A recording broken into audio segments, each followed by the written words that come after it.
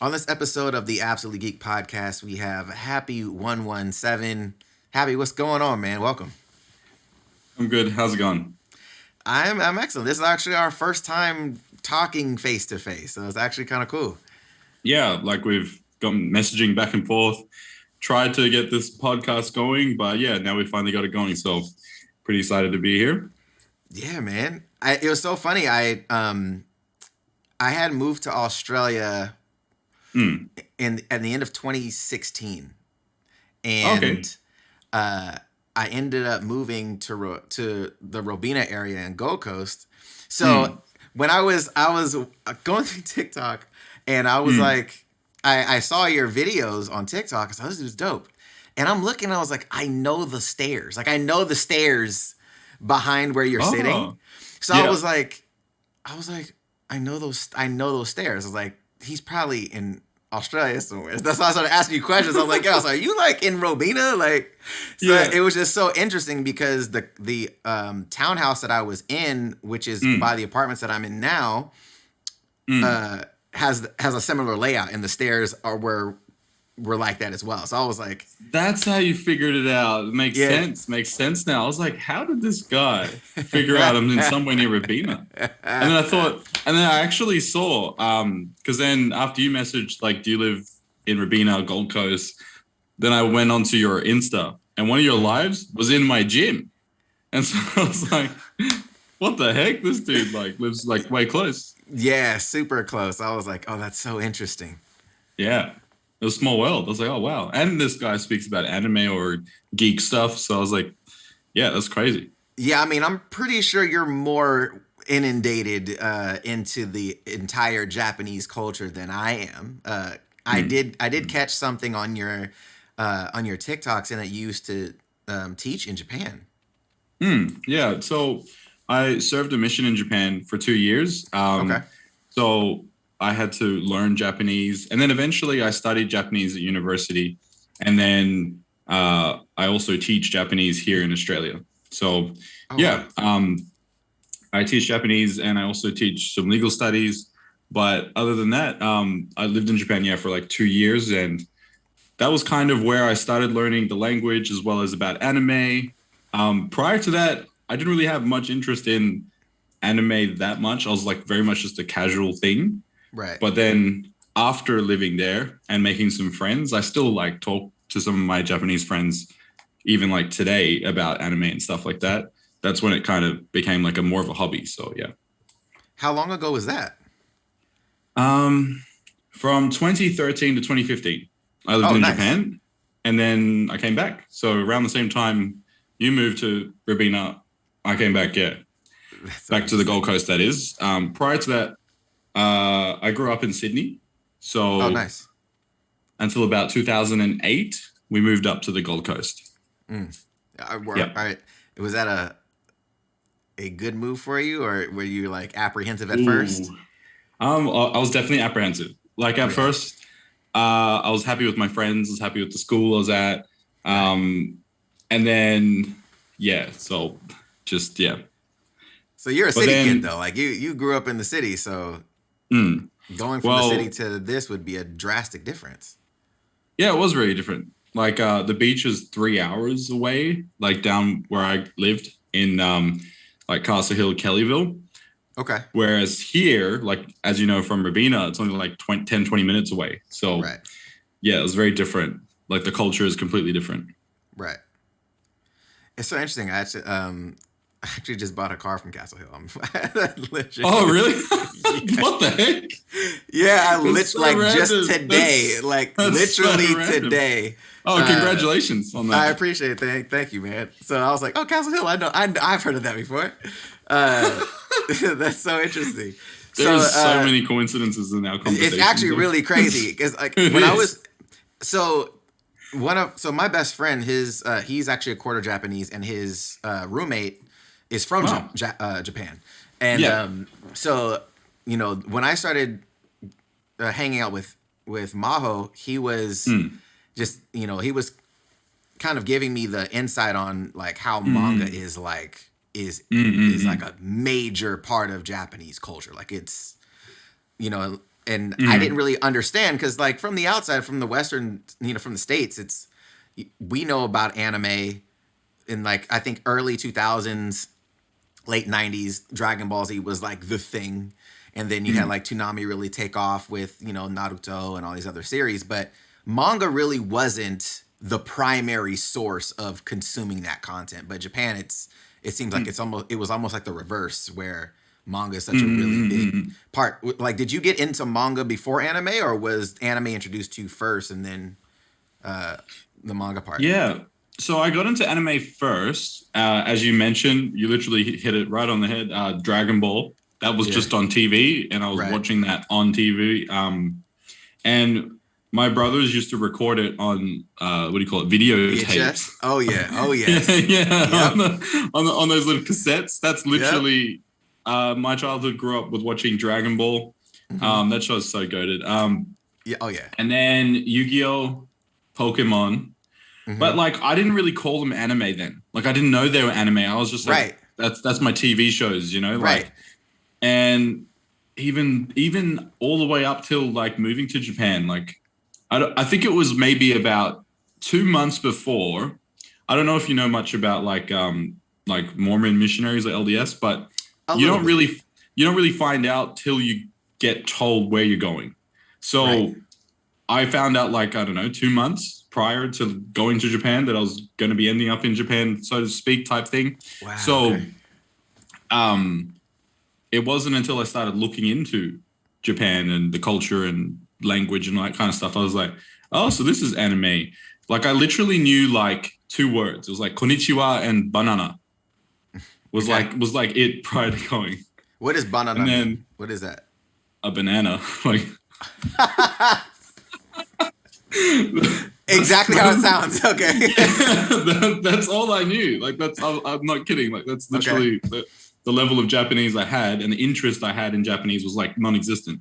But yeah, and then after going into Japan, obviously you get bombarded by like the whole anime culture, and lots of other stuff. Like there's heaps of cool stuff in Japan, not just anime, but yeah, it wasn't until I went there, came back, then I started using it a little bit as language practice as well through uni, because there's not much else to do when you have to study all the time. So sometimes I'll just occasionally watch like anime or read manga. And it would double as language practice as well as just like fun learning, I guess.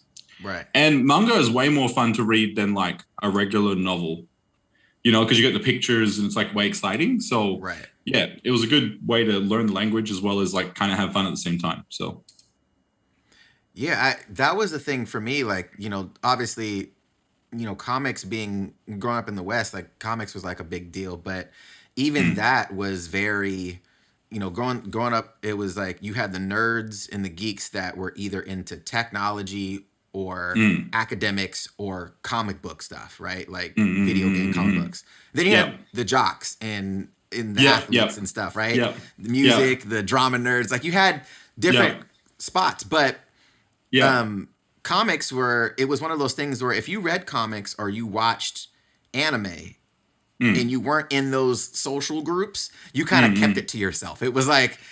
Actually, that's very much how I was prior, like through my whole high school life. Anime came after like getting into like a serious relationship type thing. Like all through high school, I mainly played sports. I was in like this like hip hop dance crew and stuff like this and all this other stuff. Oh, you used to dance?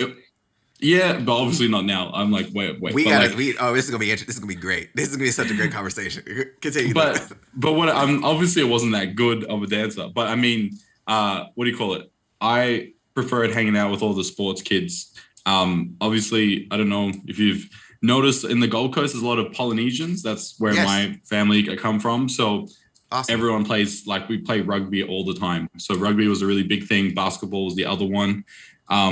That's pretty much what I used to do all through high school. So the whole, I get what you mean, especially in like, in my opinion, in Australia, I think it's even more so that it's very like hush. You keep it on the down low if you watch or talk about anime. It was never a popular thing when I was going through high school.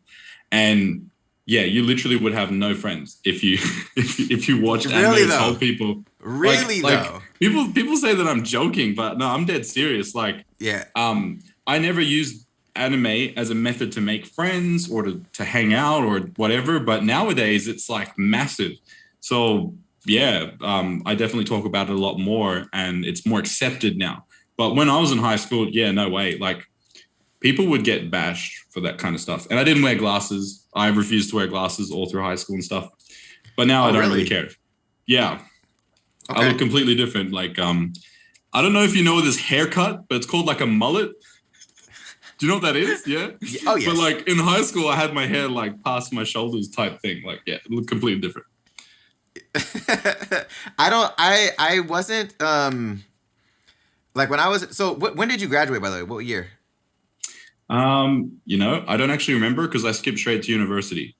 Okay. Because what happened, right, is in in Australia, if you switch states, sometimes you can't finish year 11 and 12, so you won't graduate. Oh, wow.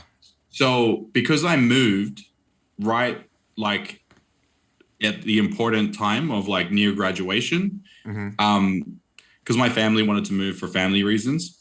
Right. My eldest brother passed away.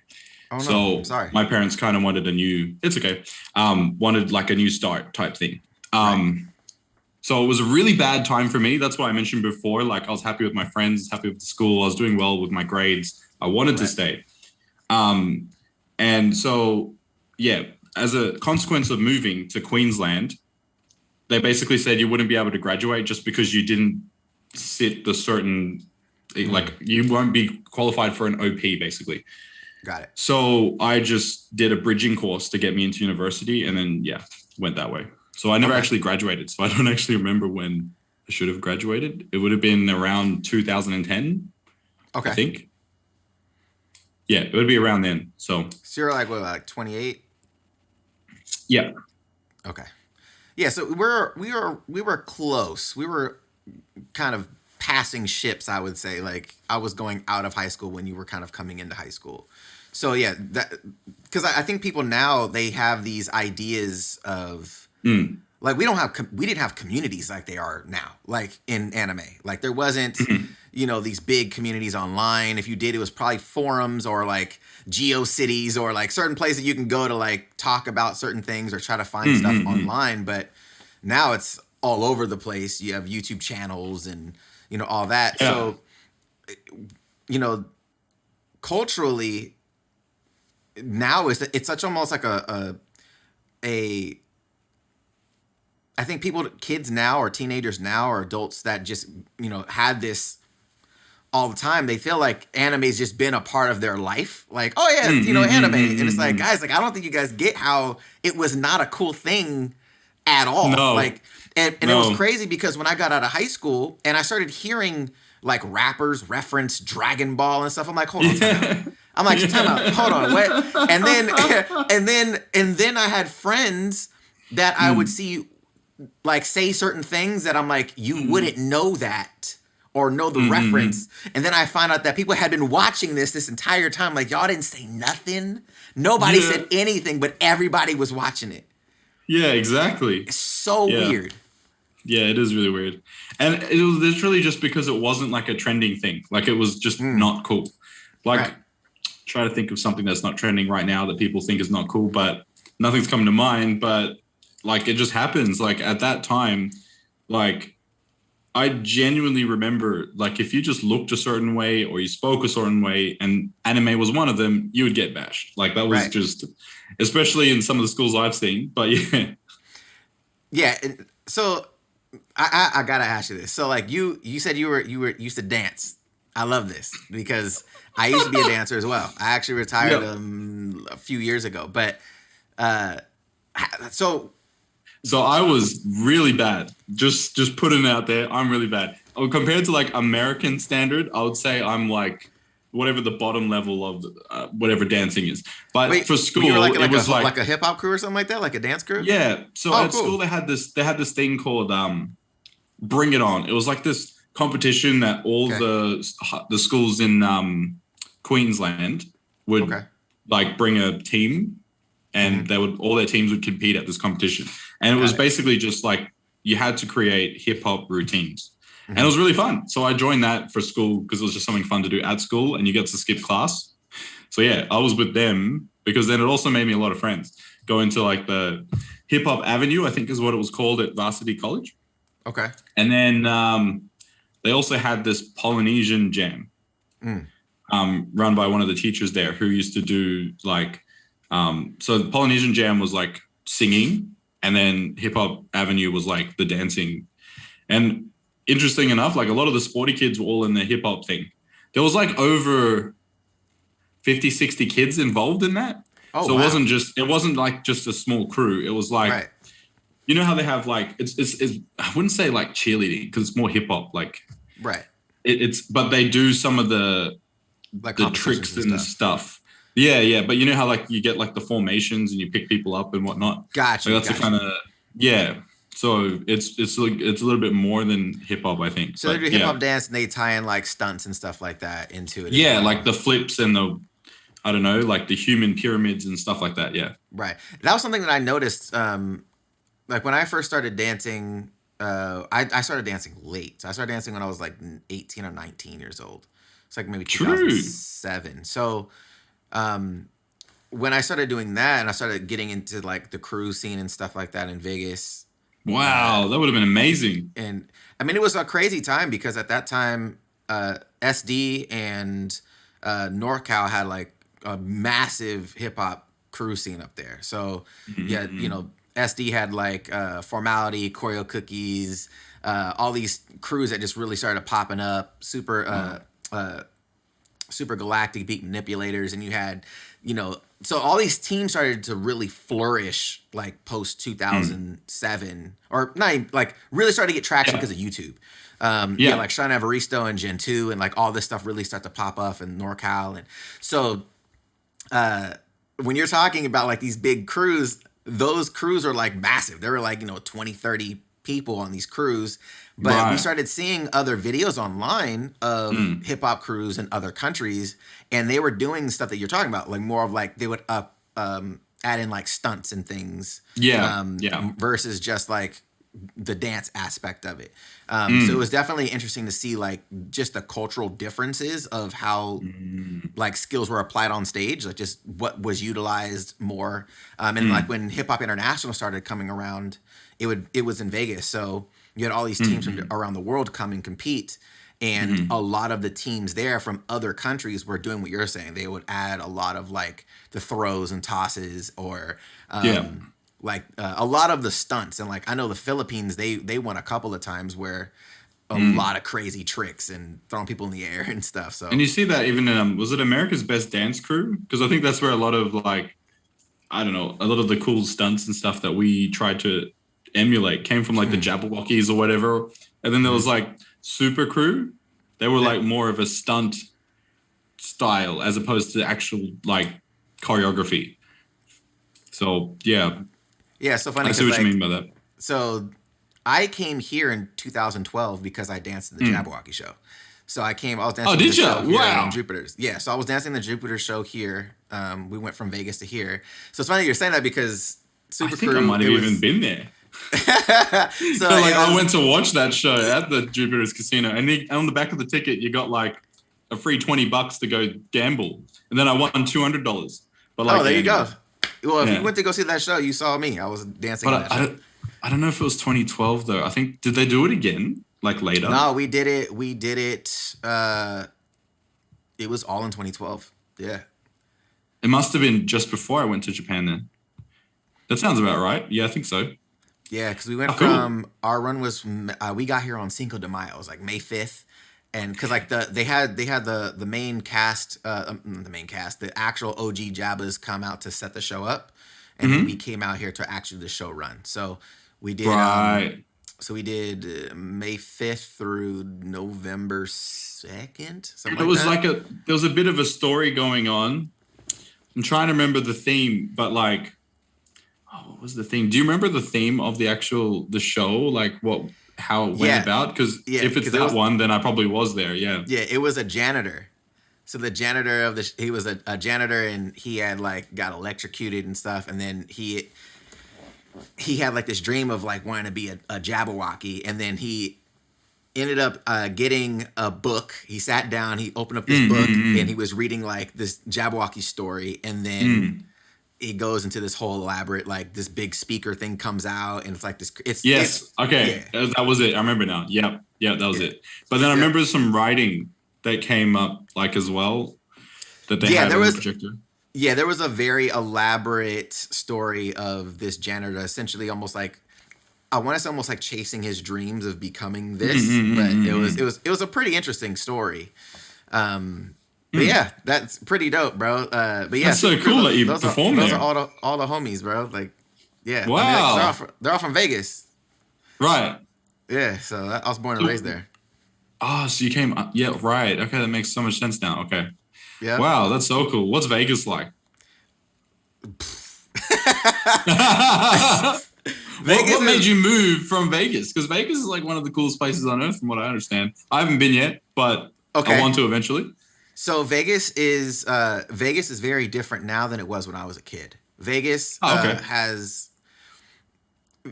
Vegas is a city that is forever changing and will always stay current. And what I mean by that is there's no history there.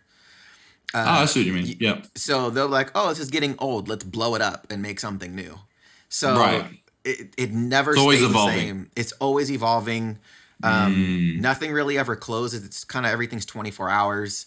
So if you want to go grocery shopping at 2 a.m., you can. It's the greatest. That sounds like the dream. There's but that's the other side of it, right? So things are always new. Nothing ever closes. It's not really expensive to live there. If you're into sunny weather, it's hot the majority of the time. It's definitely hot, but it's hot nonetheless. So a lot of people that move there are from there don't really leave because they're like, well, it's inexpensive. It's close to LA. It's like 4-hour drive or an hour flight. You're in LA. You can go to the beach if you really want to be in the beach. It's not super crazy traffic. It's weird. It's Vegas is a mix of Gold Coast and Brisbane. So take the population of take the population of Brisbane and add the small town vibe of Gold Coast, where everybody kind of knows each other. Like I was laughing because people actually call Brisbane Bris Vegas. Bris Vegas, yeah, trust me. And so that's why I was like, hang on. Like we were so confused by that, by the way, when we came here for the Jabba show, because we had found a lot of dancers up here. So we were like going to classes and battles and stuff, and we had this battle where we had the Jabberwocky cast versus Bris Vegas. And we're like, Bris Vegas, what?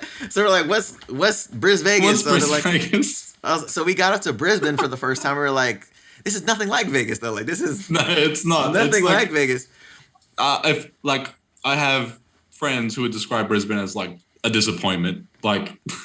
It's just a concrete jungle, but like. Look, you know what's crazy though, because I love cities. So after I left Vegas, I was in LA for a few years, and I really like cities a lot. A lot of it for just the energy of a city, you know, like people moving and hustling, and there's something about that I really like. I like them too, yeah. But you like certain cities for certain things. I like Melbourne because it's super artsy. There's this cool energy about it. I really love Melbourne for that. Sydney it's that business get shit done vibes. Everybody's got a place to be. Right, I like that for it. Brisbane is chill, but I think Brisbane is the prettiest city. I think Brisbane looks pretty. Like when you like drive over the hill, when you finally see the skyline of Brisbane as you go over, like, what you mean, and you're just like, oh, this is a really pretty city. It just has a nice skyline to it. It is pretty cool. Yeah. So I was like, man, it's a really pretty city. But yeah, to answer your question, when I came out for the Jabberwocky show, they were like, hey, we're going to be going to Australia. Who wants to go to Australia? I was like, fuck it. I was like, I had never really wanted to go to Australia. I knew nothing about Australia, the traditional, you know, sheltered American of like, oh, they just ride on kangaroos bullshit, right? You think the capital of Australia is Sydney, just like the Yeah. basic thing, right? Yeah, all the Everybody funny talks stuff, like yep. Crocodile Dundee. Yeah. That's what America thinks of Australia, right? Yep. The uncultured Americans. So Mm. when we came out here, it was like this great aha moment, right? Right. You're like, oh wow, like this is Australia, like okay. They have and houses. They're they not have living. houses, right? Yeah, People like, aren't riding on kangaroos, like Yeah, why are they in cars and like? right. So and me loving cars, like I love cars. Cars has been my first Yeah. passion since I was a kid, and I'm seeing cars that I only thought you could get in Japan. I was like, that's a Skyline. Like, what is going on? Like, I'm freaking Right. out moving here, right? Right. So we were like, what is, like, this is crazy. Like, everybody speaks English. I have like the car culture that I love. This is crazy. Found out retro gaming is huge here. I was like, that's nuts. So I was like, yeah, so retro gaming, Australia is one of the largest markets for retro gaming. Wow. I had no Really? idea. Wow. Yeah. What the? Yeah. Oh, So I was like, okay. And when we started doing the show and I just started to see how people lived here, I was like, Australia is really dope. Like there's just something about people here not working to live. True. Yeah. You know what I mean? Like it's really different. And I was like, oh, this is interesting. There's a lifestyle here that people cherish more than working to have stuff. Yeah. I definitely get that vibe. Like I often question a lot of people about that, but like some people are very content to just, they'll be happy with just like one of my best friends, he's a bricklayer and they don't make like the greatest amount of money, but he's like, I'm just happy, man. Like making enough. That's it. Right. And he's happy. Like, yeah. A lot of people have that mindset of just making enough and then they just live life, you know. Yeah. It's very different compared to what I saw in Japan. A lot of my friends from Japan come over here because, for example, this one person, she could work 3 days part-time here to make the same amount of money as she did 3 jobs 7 days a week over in Japan. And so that's why she doesn't want to go back, even though her family's there and the whole Corona thing going on right now. Right. You know, like, it's like go back to that life or this life. Like, yeah. So, but, I like one thing that I definitely admired about like Japan was just how hard, like everybody worked in like their different fields and, they just have like so many cool things. Like, I don't know if you've ever been to Japan or like Akihabara. I haven't. I'm scared to go. Really? What would you be scared about? I think it would ruin every plan that I have that I want to do here. I think I'd actually end up moving there. Right. That's yeah. So actually, that's true. Like, let me. I need to go with an exit strategy in mind, or go with somebody that has to come back. Right. You know what I mean? Or I'll end up staying there. So yeah, it's like that. Honestly, yeah. Like, I could probably see myself living there if I wanted to. Like, just because there's just so many cool things. Like what I mentioned before in Akihabara, they have like maybe it's like 7 or 8 story building, and it's just filled with stuff to do with anime, like the collectibles. And they have like a different building that's got all the card games, like Yu-Gi-Oh, Pokemon, whatever, on like different floors. And there's people playing with it, like the different games or trading or whatever.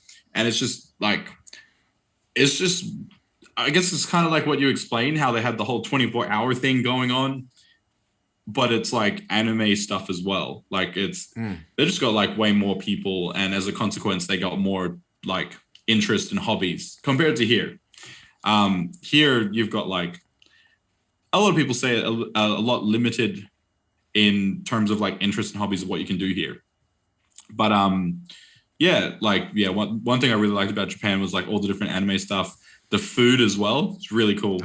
I love Japanese food. Japanese food is so good. It's even better when you go to Japan. Right. And we're actually pretty lucky here in Australia. There's a lot of Japanese people that live here that make the food from Japan. And like, I kid you not, it actually tastes the same level because they are Japanese. So, and yeah. I have to say this, right? And I didn't really get it until I moved here that proximity is so important. I love Thai food. And in Vegas, Thai is amazing. They have some awesome Thai restaurants in Vegas. When I came here, completely different level. Completely different level here. Like really much better here because it's so close to Thailand. Right? So okay. So then I was like, all right, same thing with sushi restaurants. There's some really good ones in LA. Sushi here. Oh my God. Ramen here. It's great, man. Oh my God. There's some like, but then on the flip side, I love Mexican food. That's what I was going to say. Is not it. It's not. I tried Mexican food when I went to the States, and like I can't go back here. Like Mexican food here is not Mexican food. It's not Mexican food. You know what it is though? Something else. It's so, and it's just, I was trying to figure it out, and some of the ingredients are the same, right? But there's certain flavors that Australians grow up with or that they really like, so they add certain things in. But stuff. Even still, the produce here is a lot better, right? So there's not a lot of preservatives and stuff in things, not a lot of like the vegetables are like normal size. Let's say that. Let's start there. Like right. Like onions aren't this big. You know what I mean? Like they're normal size here. So they actually put them through these sizing things before they make it to the like Coles or Woolies or your regular food store. And if they don't fit the size criteria, unfortunately they get rid of it. Like they literally just throw out the bigger ones or small ones. Yeah. So that they all have this normal size. Right. So I think a lot of that, and Australians typically go with more of a healthy approach to cooking. In the States and Mexico, like we're flavor first. Like they're like, hey, what tastes the best? It's true. And they go that way. So it makes a lot of sense. Because like I have a lot of American followers. I notice like majority of my followers are from America. And I tried cooking something from Sanji. What was it? I can't remember. Sanji's curry. That's what it was. Okay. On my channel. And it got like quite a lot of views and a lot of people were really interested, but everybody just kept saying, where's the seasoning? Yeah, exactly. But like I was trying to follow the recipe and like right. the order of how they did it. So like they cooked everything and then they added seasoning, but they're like, no, you have to season and then cook, season. Like in the comments. Process. Yeah, you gotta see it through the process. And I was like, okay, next time I'll just put seasoning on just to look good. But like I kind of get that. Yeah. It's so interesting. Like so, I can't even imagine going. Cause like I said, my best friend's he has family there, and he's a professional dancer, so he travels the world, and he's been to Japan a few times. Numerous times, but he always says like he's like, dude, like it's crazy because you have, like you were saying before, these massive buildings of guys that will literally leave their 9-to-5 corporate job and immediately go to the arcade for hours and just he's like each floor is like different types of games. Like you have racing games on this, you have fighting games on this floor, and I was like, you haven't been to Japan? Yeah, so you wouldn't know, but it's so cool. Those arcades are so dope. And it's funny because they're like 60, 70, 80-year-olds like in there smashing like the drums or whatever those arcade games. They love it. It's actually so much fun. It's way better than like any arcade I've been to, the ones they have in Japan. They just got everything. They've even got like before Corona, they had the whole sanitizing and gloves and all that kind of stuff. Right. That was one thing that, he was telling me too, like a lot of the really high populated, dense cities he's been to, especially in Southeast Asia, they usually have like a lot of the hygienic stuff anyways, like just because. And people wore masks even people prior wore to masks Corona. well before. I know China and other Southeast Asia countries are the same, but But here in the States, probably not, No, never. That was never a thing. Exactly. So it was really interesting when all that went down, but so I want to talk about this because I see it behind you, right? We have which one? Naruto. We gotta talk about Naruto because Naruto. Okay. And that was some of the things that I saw earliest on your TikTok. And okay, yeah. I love your your knowledge on the series is really dope. You could tell like that's something that you really enjoyed the series quite a bit, which is awesome. So how and why, like where was it where like I want to start doing like these, you know, debunking or power scaling stuff, or like what got you into like that whole space on TikTok? Honestly, I never had the intention of making a TikTok to start debunking people or something like that. What happened was I started making videos about like I saw other people making Japanese type tutorials, and I was like, oh, nobody's really like explaining how like different phrases from anime and stuff. They're not on my page anymore. But like when I very first started, I don't think anyone would know this. I only had like 200 followers, like as small as that. I started making stuff like, this is how you say Naruto, or this is in Japanese. Like if you're trying to learn the language, that's how you would say it. And then people were saying things like Sakura can beat Goku. Oh. And that, like, somebody who grew up watching Dragon Ball, right? And then also having watched, like, I literally watched Naruto, the first Naruto, that is not Shippuden, not Boruto, like as the episodes came out type thing. Oh wow! Okay. And there's nowhere where I could see Sakura having any chance against like Dragon Ball characters. And then it was a trend, like everybody on TikTok. That's actually kind of what got me into TikTok, actually. I was like, why are all these people saying Sakura can beat Goku? It just makes no sense. So I like shared some evidence to prove that that's not the case. And it just like, obviously, because the majority were trending towards that direction, that Sakura isn't useless. She's going to destroy Dragon Ball characters. She's played around with stars in the novels. So she's just as fast as Goku. She's traveled planets and she's beating aliens. This is the kind of stuff I heard. And I honestly thought it was so outlandish to me that I just started making videos about it. And then they kind of got bigger. And then I discovered like people do this like thing called debating, like just because they can't be bothered commenting because TikTok limits your comments. People would like go to Discord and then, yeah, you can only have like 4 lines. I think like 4 small lines of what you want to say. So, and also they censor your comments depending on what you say. Like TikTok has got a lot of censoring. So people to like get their full conversation through would go to Discord and then like debate or to discuss whatever. And then one debate led to another and many others. And then, yeah, it was like a bit of a hobby at that time. Because I think it also, like when lockdown happened, that was just something else to do during lockdown. Like make content regarding Naruto and all that.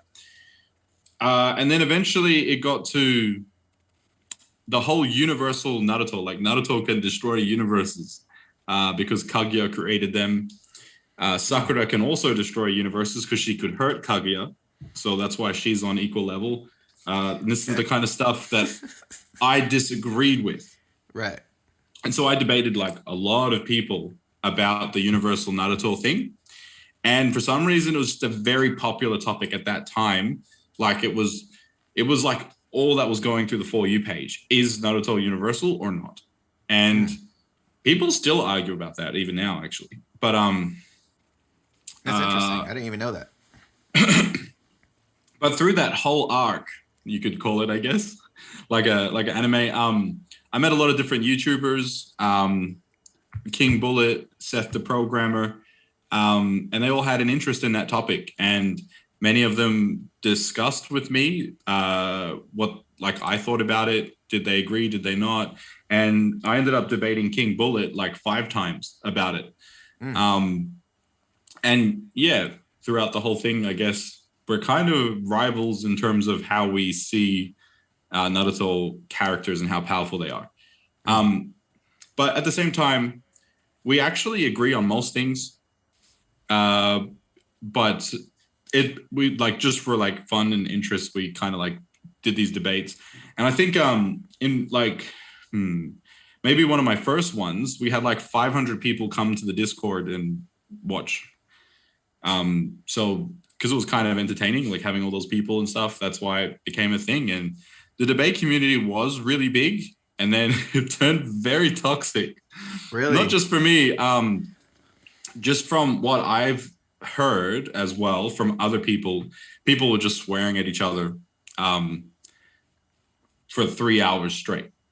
So from that point, that's when it started dying and people just lost interest in it because it wasn't civil debates. Right. And people weren't agreeing to civil rules, so they could just bully the other person into submission. And that community slowly died. That being said, though, there are some really big, successful YouTubers that still get into that whole debate stuff. Right. Discuss, like Swag Kage, what's his name, Seth the Programmer, and all, like, in one way, shape, or form, they may have debated about something regarding Naruto as well. Mm-hmm. But I just thought it was really interesting to me how people genuinely believe those kind of things. And so I just made videos explaining both sides, why they could be universal, but why they most likely aren't. And part of the big reason why, I guess one of the biggest differences between my arguments and many other people is that many people couldn't read the Japanese stuff. And for Naruto, at least, there's a lot of content that we don't have as English speakers because they were never translated. And that's not just for Naruto. That's for so One Piece. It's for every manga. Even if you try like YouTubing things, like if you live in Japan, you'll understand. If you Googled like One Piece, you can watch like the episodes off YouTube or like whatever, but you can't really do that like here legally, so to speak. Like like it's like got copyright issues and stuff. But it's because a lot of the copyright stays in Japan. Right. You know, like even I don't know if you've noticed this, but with certain anime you might be watching, it's not available on any of the legal platforms that you try to pay for. So you have to go to the dodgy sites to watch the latest or the, you know, right. And that's only because they have access licensing to the stuff in Japan. So I had arguments or points or knowledge about the show that people didn't. Like for the longest time, people just went off certain YouTubers that they themselves don't even know.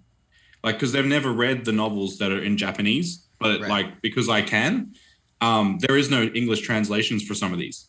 It was only until like 2 years ago that a friend had started translating some of these novels and had been releasing them. But novels like Naruto Retsuden or the Sasuke Retsuden or Kakashi Retsuden, some of these novels were never translated. Yeah, I don't even know what you just said, but it sounds dope. So like what I'm saying is like there's actually quite a lot of the story that you will miss if you only read the manga or watch the anime, because they are canon. So when people debate, they like, oh yeah, I didn't see that in the show, so they're making this up. But then you show them the text from the novel, and they're like, oh, I didn't know that because I never read the novel. So that's another reason why. How long are those novels? Like this long. Like, oh, okay. Yeah, it's just and this is like one of the Japanese ones, for example. Oh, great. Oh, okay. So it's a real novel. Oh, wow. Yeah, and it goes backwards. You can see like how I don't know if my camera's flipped, so it might be confusing for you, but it goes like like a manga. This is my right to left. Yeah. Right. So this is the front, even though normally, how does a normal book look? Now I'm confused. I'm like, because I'm just used to like like how you read it. But yeah, that's an example of, they're only very small, but that's the Boruto Naruto the movie novel. But yeah, those novels, I found them entertaining, and they're very short, like a short read, and they were good practice for like Japanese and stuff. But people were making up things from the novels because people knew that no one had read them, but they're canon. So people were like, Sakura grabs stars and she moves like massively faster than light, but she didn't. She didn't do this. and so a lot of my account became the, hey, that guy knows Japanese, can you debunk this account as well? So, and there's not that many anime creators that talk about anime that also speak Japanese, because a lot of people tend to get into the cosplay thing or the what else do they do? If they speak about Japanese, they might not necessarily speak about anime. You know, like their niche is sort of like more Japanese, like the culture and stuff. So, but yeah, I don't really know that many people that make content, talk about anime, and also speak Japanese. That's So yeah, dude, you're a hat trick for sure.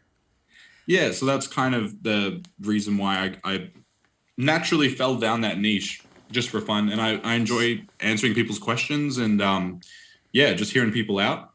I kind of find it fun. Well, so what in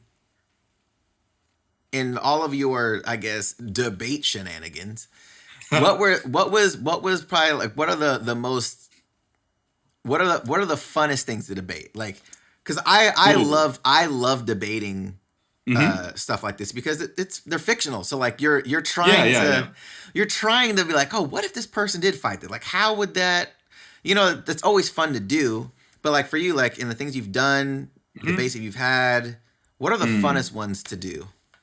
I actually, well, because I'm a legal studies teacher as well, I often have to involve students with debating. And a lot of the legal systems, politics, left wing, right wing politics, I actually really enjoy debating about that. On Discord or on YouTube and stuff, I haven't really done that many like recorded debates on like political stuff. Also because I find when you make political content, it can very much affect your viewing and stuff like that. So that's why I kind of avoid that on YouTube. But those are really fun topics to talk with, like family, friends. Like, I wouldn't really call it debating. It's more discussing. But I enjoy those like deeper topics like, I don't know, like abortion, veganism, like all kinds of topics, religions, whatever.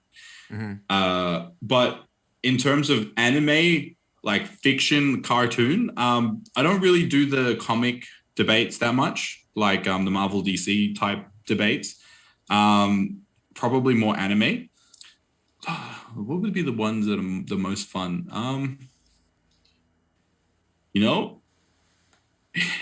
It also depends on who you're debating.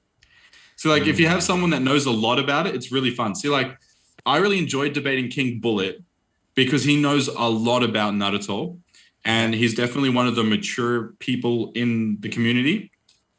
And so I genuinely learn a lot while talking and discussing, just hearing a different perspective of things with him, as opposed to some of the younger people that may come to debate. It in a way, it kind of feels like I'm just stomping them, like, and it's not really a debate. At this point, you're just like, and I don't enjoy that kind of debating.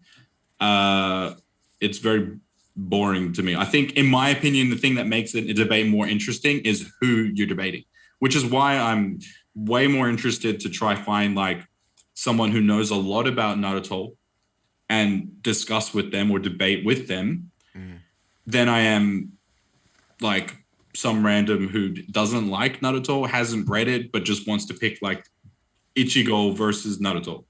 Because what ends up happening is they don't know about the books. They don't know all the sneaky fake feats that you can make Naruto seem just really strong. And they don't know how to debunk it. And as a consequence, they lose. Like there was this one... because they're unaware of the information. If you haven't seen it, then you can't debunk it. And that's the unfortunate reality of debating. Part of the rules that people usually agree to is you have to prove everything you say with a scan or a panel or like a reference. And if they can't disprove your panel with a panel of their own, how can they do that if they've never read it and they don't know where to find it? So that's honestly like, just because I have the panels and I know where they are, just from that alone is part of the reason why I win. Whereas, like there was this one guy I debated who had like 150,000 on TikTok. He likes One Piece. And I got Naruto to a measurable speed. Basically, that means he's infinite. Like, he's faster than anything in all of fiction. He's faster than the Flash type speed. And he couldn't debunk it because of like the statements and the context. And I just did that as a bit of a joke thing then, but I don't actually agree with that. Yeah. Right. It was more like a hyperbole statement or just like. Yep. But also it was a misinterpretation of the scaling system. So with power scaling, they have like a definition, and you can like kind of make the definition is not quite clear. So if you twist the wording a little bit, you can almost make any character the fastest in fiction if you just twist the wording, basically. Yeah. Got you. And this is something that because I had gotten in, we did a live action death battle for Death Battle, the actual channel. We shot Nightwing versus Daredevil.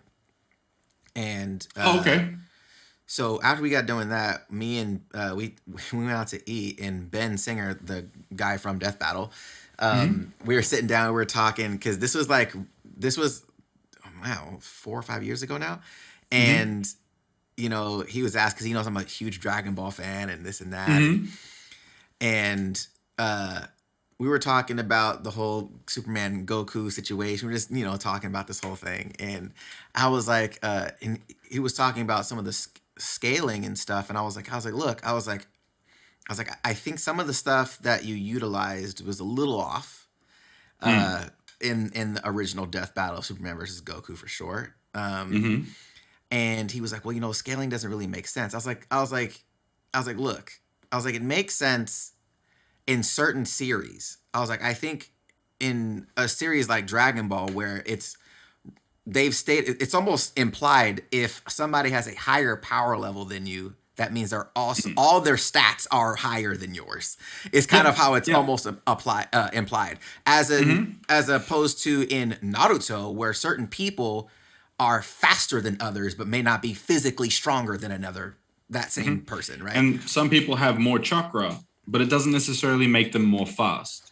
Correct. And those are the things where it's like, we were having this discussion over Korean barbecue, and I was just like, look, like, I think certain series, power scaling like Dragon Ball will not work for another series, but Dragon Ball is kind of a very simplistic, you have more power, which means all your stats are higher. Well, it's funny you say that, because a lot of my power scaling friends, and they're very well respected in the power scaling community, they don't agree with any of the death battles. Like, the way they scale is wrong. And the reason why that is, I'm not sure how familiar you are with that, is because the whole verse equalization thing is that there's a like a generic measuring tool that you can use for all fiction. Okay. And every verse can fit into this measuring system. And that's what like the dimensional tiering system is. But with Death Battle's interpretation of that, they just calculate the energy and then kind of go from that. But there's a lot of destructive forces, right? Like, like, I don't know. I think there was an example I remember seeing where Superman did this, so it's X amount of tons of TNT. Right. But there's a lot of other things that power scaling takes into play, as well as like statements. They can be valid, especially when like they're putting them up against. So like, let's say if Superman was stated to be the strongest, right? That means other characters that might be busting multiverses, Superman's stronger than that. Right. But with death battles, they don't take that into consideration. They basically look at like, okay, this guy has destroyed planets, therefore he's planetary. And that's it. Even though he might have beaten people that destroy bigger things. Right. Whereas scaling is different. They would consider, they've beaten people that destroy bigger things, so they would have to at least be able to dish out similar damage to harm those people. because they wouldn't be harming somebody like that, like Galactus, for example. But yeah, and then I think like Superman was quite lowballed as well. I think Superman would have been a lot stronger than the way they portrayed from the first one. I'm trying to remember the death battle, but yeah. Yeah, I think that was the thing too, that because he was like, well, what do you think? Who do you think would have won? I was like, well, it depends on what Superman you're using. Yeah, which one? Yeah, there's so many. Like, there's so many. I was like, so that'd be the first thing. I was like, but I think a lot of it for me, anyways, because I'm not a gigantic Superman comic reader, right? I've read a few runs, but I'm not like super knowledgeable. But Dragon Ball I know very, very well, right? So I was just like, I was like, the speed feats seemed really low.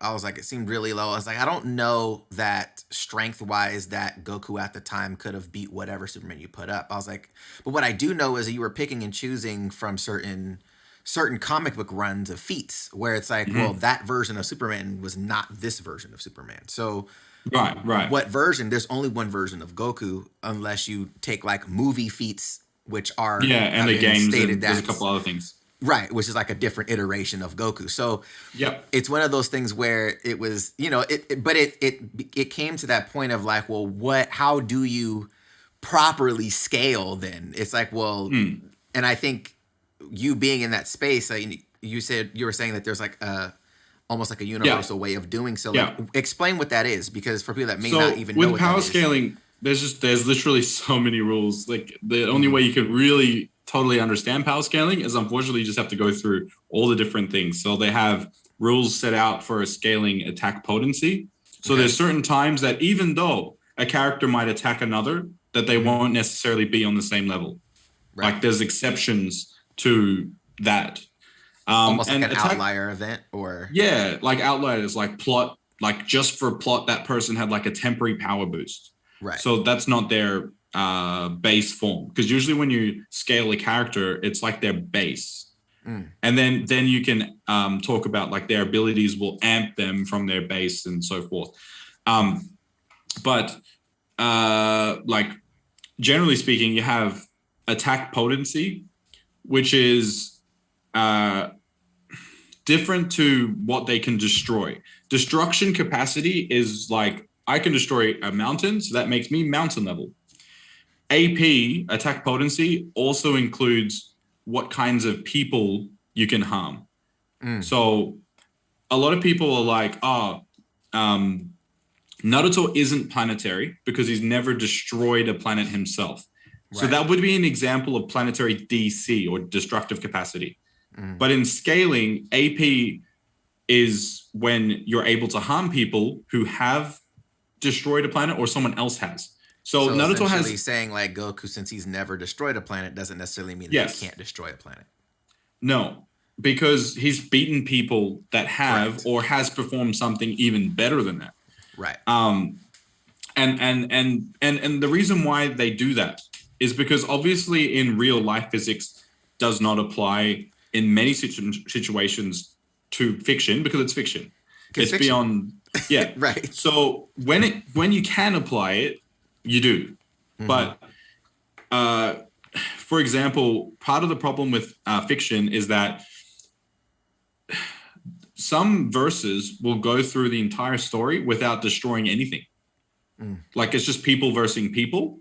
Right. And then only one guy will have destroyed something, and everybody scales off that one guy. That one person. Yes. And that's basically why they had to create AP, because you got a lot of verses where people aren't destroying stuff, like Bleach. There's a lot of like people fighting each other. Right. And that's actually what makes Naruto scaling and One Piece scaling extremely difficult, because like in One Piece, they're not destroying much compared to Dragon Ball. Like I'm comparing it to other verses, like for sure. Like Dragon Ball, every fight a planet's blown up.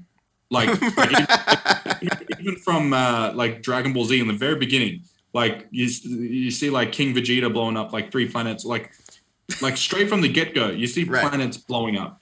But then you see a verse like Naruto, or One Piece, no one's destroying planets. It's always like, this guy is super scary, and then he beat this guy, and or there's a evil fox. And yeah, so that's why they have the whole AP scaling thing. Mm-hmm. In the death battles, they never took any of that into consideration. Like Superman Right. beat this person, so he should be above that. And based off the person that he beat the most, like the most powerful person that he beat, that's pretty much where he should have scaled Superman to the max. So when you do versus battles in a debate, you usually take their prime or the most powerful form, and it has to be a canon form. Right. And there's even rules on what is canon or not, because what is canon is determined by the author. Right. So every verse has a different canon criteria. Right. Because, like, for example, I don't know if you've ever seen Fate Stay Night or Fate Zero. I watched Fate Zero. Yeah. Okay. Yeah. So that verse, it's actually based off a video game. Like the primary canon is from all the story comes from a video game. Oh, wow. So the games is the primary canon, and then the anime would be secondary canon. So most of the power levels would come from the game, and they're like extremely strong. Like some of the characters are even stronger than Dragon Ball characters in the game. That's awesome. But in the show, they're really weak. They're incredibly nerfed for the purpose of the Grail thing, whatever's going on. Right. But yeah, and then, but a lot of anime, the main canon would be the manga. And then some anime are only anime only. So those verses are like anime canon. Right. That's also a thing. And so when you take your character and you're scaling him, you'd have to use them from whatever is form of canon. So there's so many rules and differences. Like even in the Marvel verse, there's a lot of alternate worlds, canons, universes, things that are not canon. Because you got like 1,000 authors between Marvel and DC, and they all have a different opinion on who's the best and who's the strongest.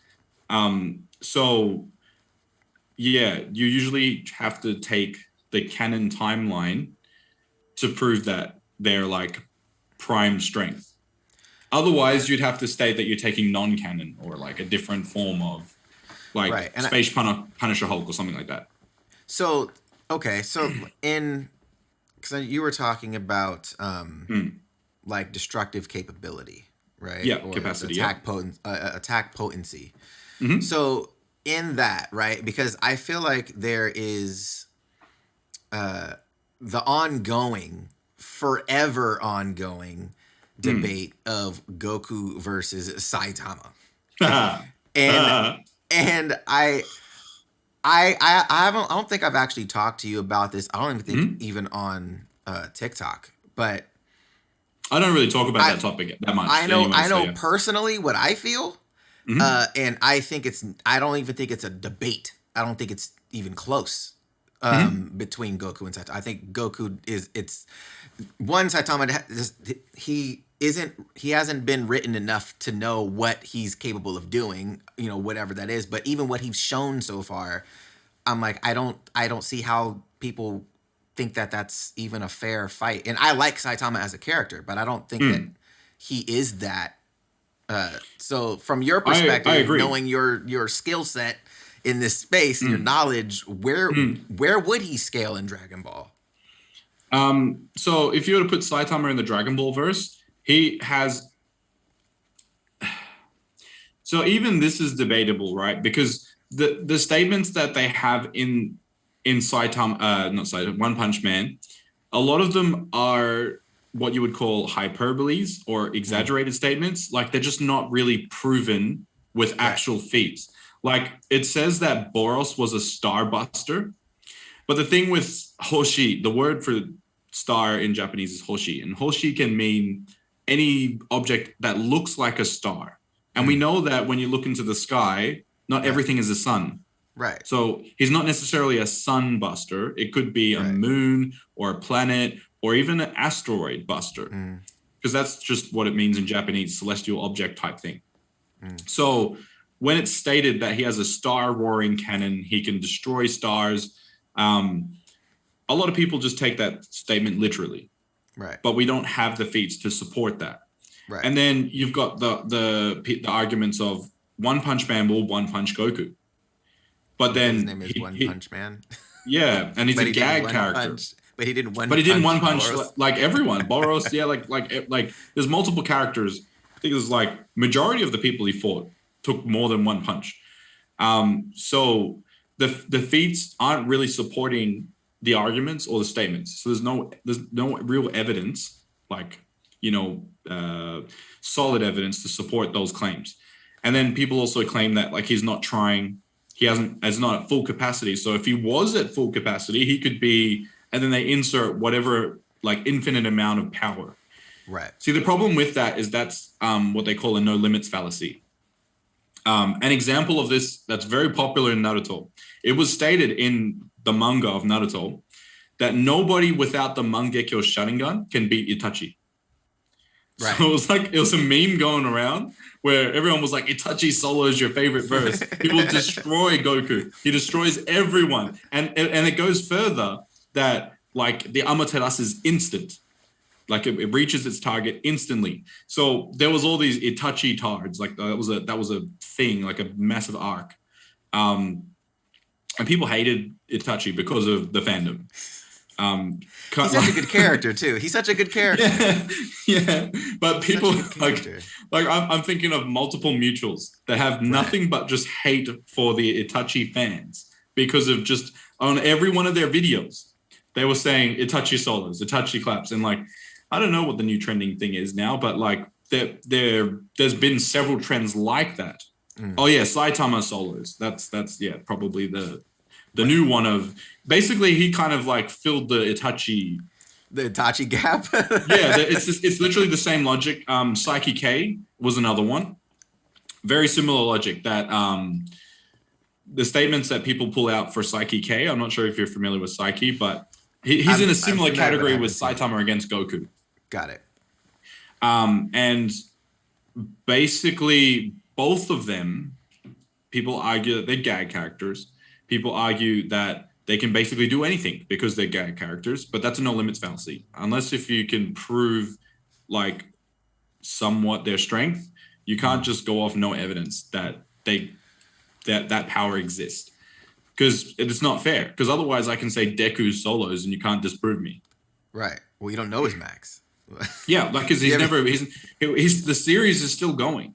Right. Same as like Luffy. Like when I feel like if I'm taking Prime Luffy, he's not currently at his prime. That's the argument people make. Like he's eventually going to get stronger, and so they like just pretend like I infinitely waited for him to get stronger. Right. That's the Luffy I'm taking. That's what people genuinely argue. Same with Saitama. Same with Saki K. With power scaling, you can't do that. It's based off what you've proven thus far. Right. So, yeah. And so then once you look at what Saitama has done, he hasn't destroyed anything beyond the planet. Goku has destroyed planets and almost destroyed the universe while punching off with Beerus.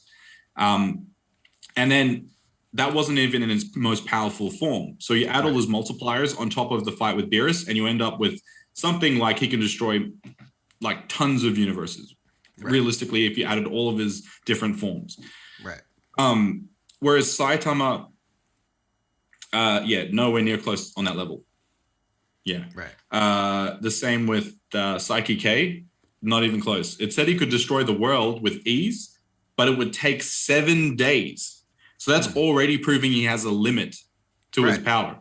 The fact that it took 7 days, that's not really proving that Psyche K is a gag character. And neither is Saitama. The fact that he's punched multiple times, not one punch, that's not really proving he's a gag. You want to see a gag, pick someone like, I don't know.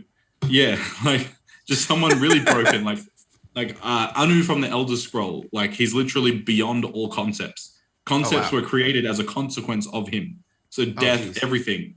Yeah, like you pick characters that are beyond all characters, all fiction, and you win. That's the kind of Toon Force characters like Bugs Bunny or some shit. Oh yeah, they're definitely up there. Yeah, for sure. But people are saying that Saitama is on the level of gag that Bugs Bunny has. Bugs Bunny will destroy Saitama. As weird as it sounds, but like the amount of power, like the reality warping, like it's such a broken ability to be able to rewrite the story. Yeah, is just broken. Yeah, like it's like, dude. Yeah, so Bugs Bunny, great example of a gag. But yeah, Psyche-K, Saitama, I would You say know they're what? like more of a limited gag. Right. You know what? You know what's interesting is, and I want to get back to Saitama in a second, but I think one of the interesting things, one of the characters that uh, I grew up seeing, older shows of, obviously, but when I started getting Mm, into more of his character that I realized was mm. really strong was freaking Popeye. Popeye. Popeye the Sailor Man. If you ever get a chance, Is that? Yeah, yeah, I know who you're talking about. the dude that eats the spinach and he He's got like, a nose like a no. yeah, he has like a crazy mustache. If you ever get a Yeah. chance, look at Okay. some of his. He really big in the states. Ah. Black and white cartoon character. Uh, Mm. very like just some of the stuff like being able to like manipulate matter. Like it's kind of wild. I'm like, yo, some of these older cartoon characters are ridiculously powerful if you're talking about like if they really decided You're to get in actually a fight right. with. It's You're kind actually of right. weird because they weren't really thinking of that. They're like, oh, let's do something funny. But it's like Yeah, that yeah, yeah, funny yeah. thing is like, do you know what you just did? Like, There like was there was so many series like that. Like it was like I think it was like Bakugan or something, and then like yeah, like just some characters are literally stated to be greater than God, and then mm, like just broken stuff. But like you don't really think about it when you're watching the show. You're right. just you're just there You're to just be there. entertained. Yeah, But then you're like, exactly. hang on a sec, that is way broken. Like yeah, It's super wild. that would be an example of it. Yeah. So when we were talking about, so in your opinion, right? Like Mm, if mm, we mm, if mm, we mm. took like different arcs of Goku, right? Yep, yep, yep, yep. Where do you think Saitama, which version do you think Saitama would stop at? Like it like would it be like, because in my head I was like, all right, if I'm gonna give Saitama the benefit of the doubt, I don't think he gets out of Cell games. At least for me. Yeah, yeah. I was actually going to say somewhere Z. I was thinking you could make an argument for like Frieza, Arc, Okay. Goku around there, like.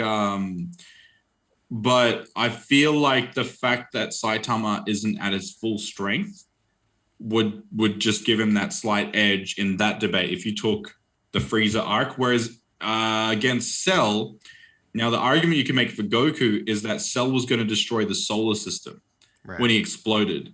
So if Goku scales to Cell, which would be an easier argument, putting Goku to solar system would just like a solar system has way more energy required to destroy that Right. than just a planet like which is what Saitama is around star planet. So yeah, Cell arc would be that would be like a definite Goku still wins, but yeah, Saitama would be somewhere before that. Like yeah, I'm not really sure why people would ever consider him being anything beyond the cell little arc there, Yeah, because it's I really, just don't see it. I never understood it because I saw when I first saw One Punch Man, Mm. like a lot of people in the West, we saw it through the anime, Mm-hmm. and I immediately was like, oh, this is an awesome parody of. It's like it's like the equivalent of like The Boys for like Mm. Justice League, right? Right.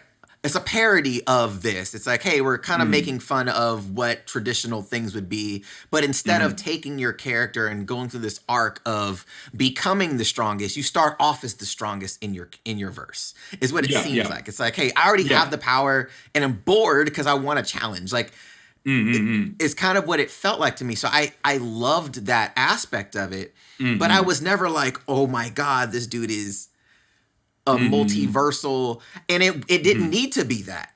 And it's so Mm-hmm. I was like, okay, cool. And I think even Mm-hmm. for me, the most interesting parts of Dragon Ball wasn't the fact that Goku was destroying half of a universe, or it Yeah. was Yeah. it It's true. was it was the other stuff, right? So it was like, Yeah. why do fans get to this point of like wanting their character to be so omnipotent level powerful Mm, mm, mm, mm. when it doesn't even make the character good just because they can do that? Like, That being said, though, like for the longest time, I guess like one of my favorite animes is Overlord, and the only reason why I like that show is because he's literally just so broken in the world that he exists in. Okay. Like he doesn't just beat people, he like ruffle stomps them. Like he is. Oh wow. Like I don't know if you've ever seen Overlord. I haven't. But it's like Saitama, except I reckon he's like, in terms of like how OP or overpowered he is compared to the rest of his verse. Yeah, like Ainz is like just like long shotting it. So he just like overkills every fight. But it's kind of funny. I kind of liked it, but I don't know. But I mean, but that's a part of what makes his character in that show interesting, right? Yeah, yeah. And I think that's the thing with Saitama, was like, it's not the fact that he's on the level of Goku's strength. It's the fact that in his verse, he's by himself. Stronger. Yeah, he's by himself in this echelon of power. Yeah. It's almost like putting Goku in like One Piece. Right. I don't know. That's kind of what the writer was going for. Like, let's just pick someone who's way strong and then chuck him in like a regular human world even. Right. Like, yeah. And actually that's what a lot of anime follow that. Like somebody has a magic, like amazing powers, and everyone else is just regular humans. Mm-hmm.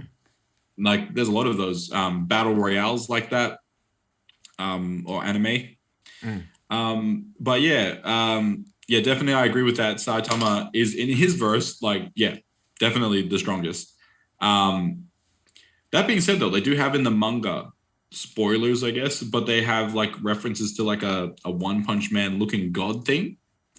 So not sure what's happening with that, or if that could mean anything, but so there might be something stronger than Saitama out there, but yeah, maybe there's like, I don't know, half a Punch Man. Who knows? But not half a Punch Man. I had this theory. I was talking to my best friend Toshi about this years ago. This was right when the first season of My Hero Academia came out on anime. Right. And I was like, wouldn't it be interesting if My Hero Academia was like a prequel to One Punch Man? If like the verse was, if what Saitama has now is the one for all and got it passed to him without him knowing it. There you go. Yeah. That'd be cool. So then because like they have like their superhero agency or whatever. Superheroes are a thing. Yeah. No, but it seems like a later version of what you see in My Hero. And he was like, yo, that'd be so crazy. I was like, obviously that's not the case, but it would be interesting if that was something that they could, make sense of. You guys should do like a podcast on that. I'll totally pay to watch that. But yeah, so with like the current anime stuff, like what are some things that you're really enjoying at the moment? Because I know obviously you're a Naruto fan, but like, you like Boruto? You're not on the Boruto train? I like the Boruto manga, but in terms of the anime, I'm not gonna lie, I can't. Like I've watched like 2 episodes, and people keep asking me to watch them, and I'll come in to watch the fights. But in terms of like the story, there's a lot going on in there, and it's not necessarily filler, but at the same time, it feels like filler. Yeah. I'm just sticking to the manga for Boruto.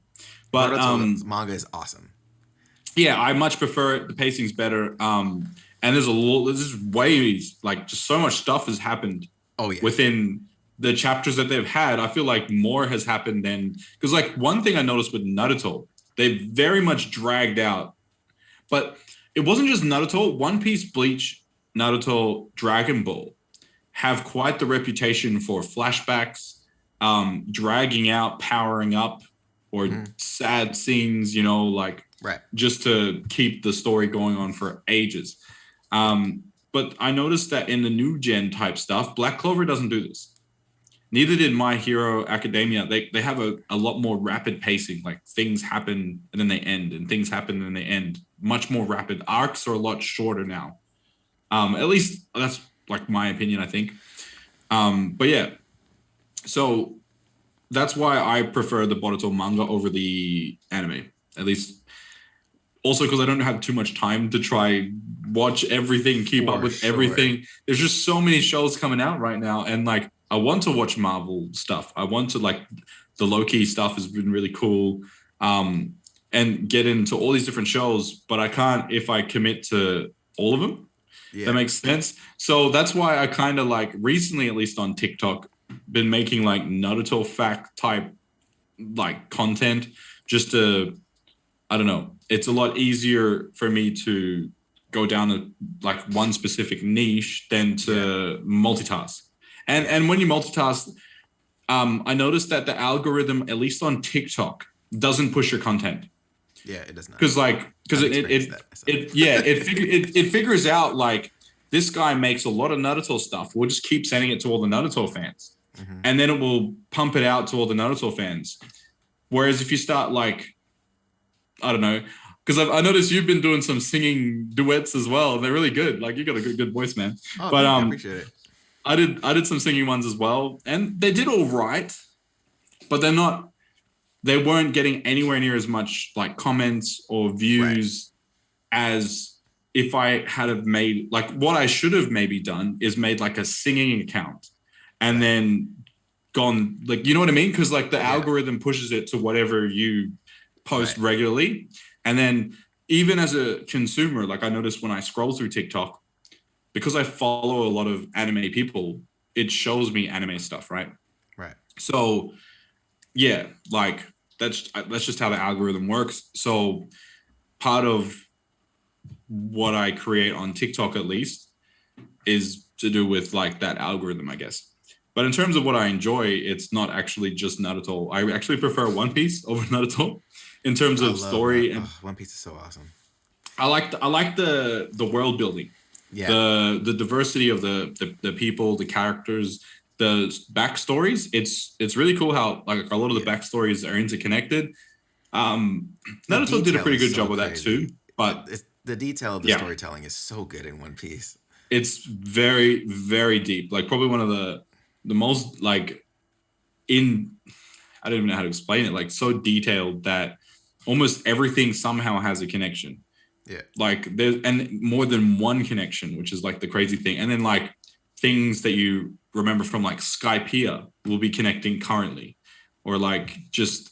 Yeah, there's so many cool theories about it, and just and overall. Okay, I gotta ask you then, because I love One Piece. I love One Piece. One Piece is awesome.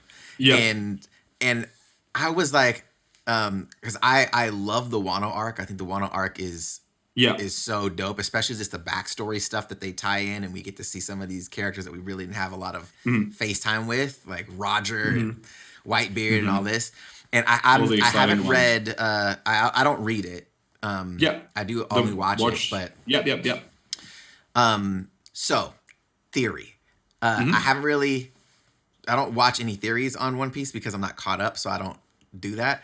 But you don't want to ruin it, yeah. Exactly. So I'm like, I don't want to look. Let's not go into theories. But a theory that I had, and I want to know what you think of. Do you think it was possible that the fruit that Luffy has, the fruit that he ate, was actually Roger's? And so the reason why I'm saying that is this. We find out when people die that have a devil fruit, the fruit goes back into the wild, right? We see the fruit for the first time with Shanks. Shanks has the fruit. Why does Shanks have the fruit, first and foremost? He also has the hat that Roger gave him. So then I was like, okay, we find that out, right? So he has the hat that Roger gave him. He now has this fruit that we don't know what it is. Luffy ends up eating the fruit, and then he gives the hat to Luffy. So I was like, what? Because we didn't really see much on Roger's fruit. And it goes further than that. Shanks lost his arm to protect Luffy. Right. So like, why would he do that? Like he's like there's so many people he would have killed or let die. Right.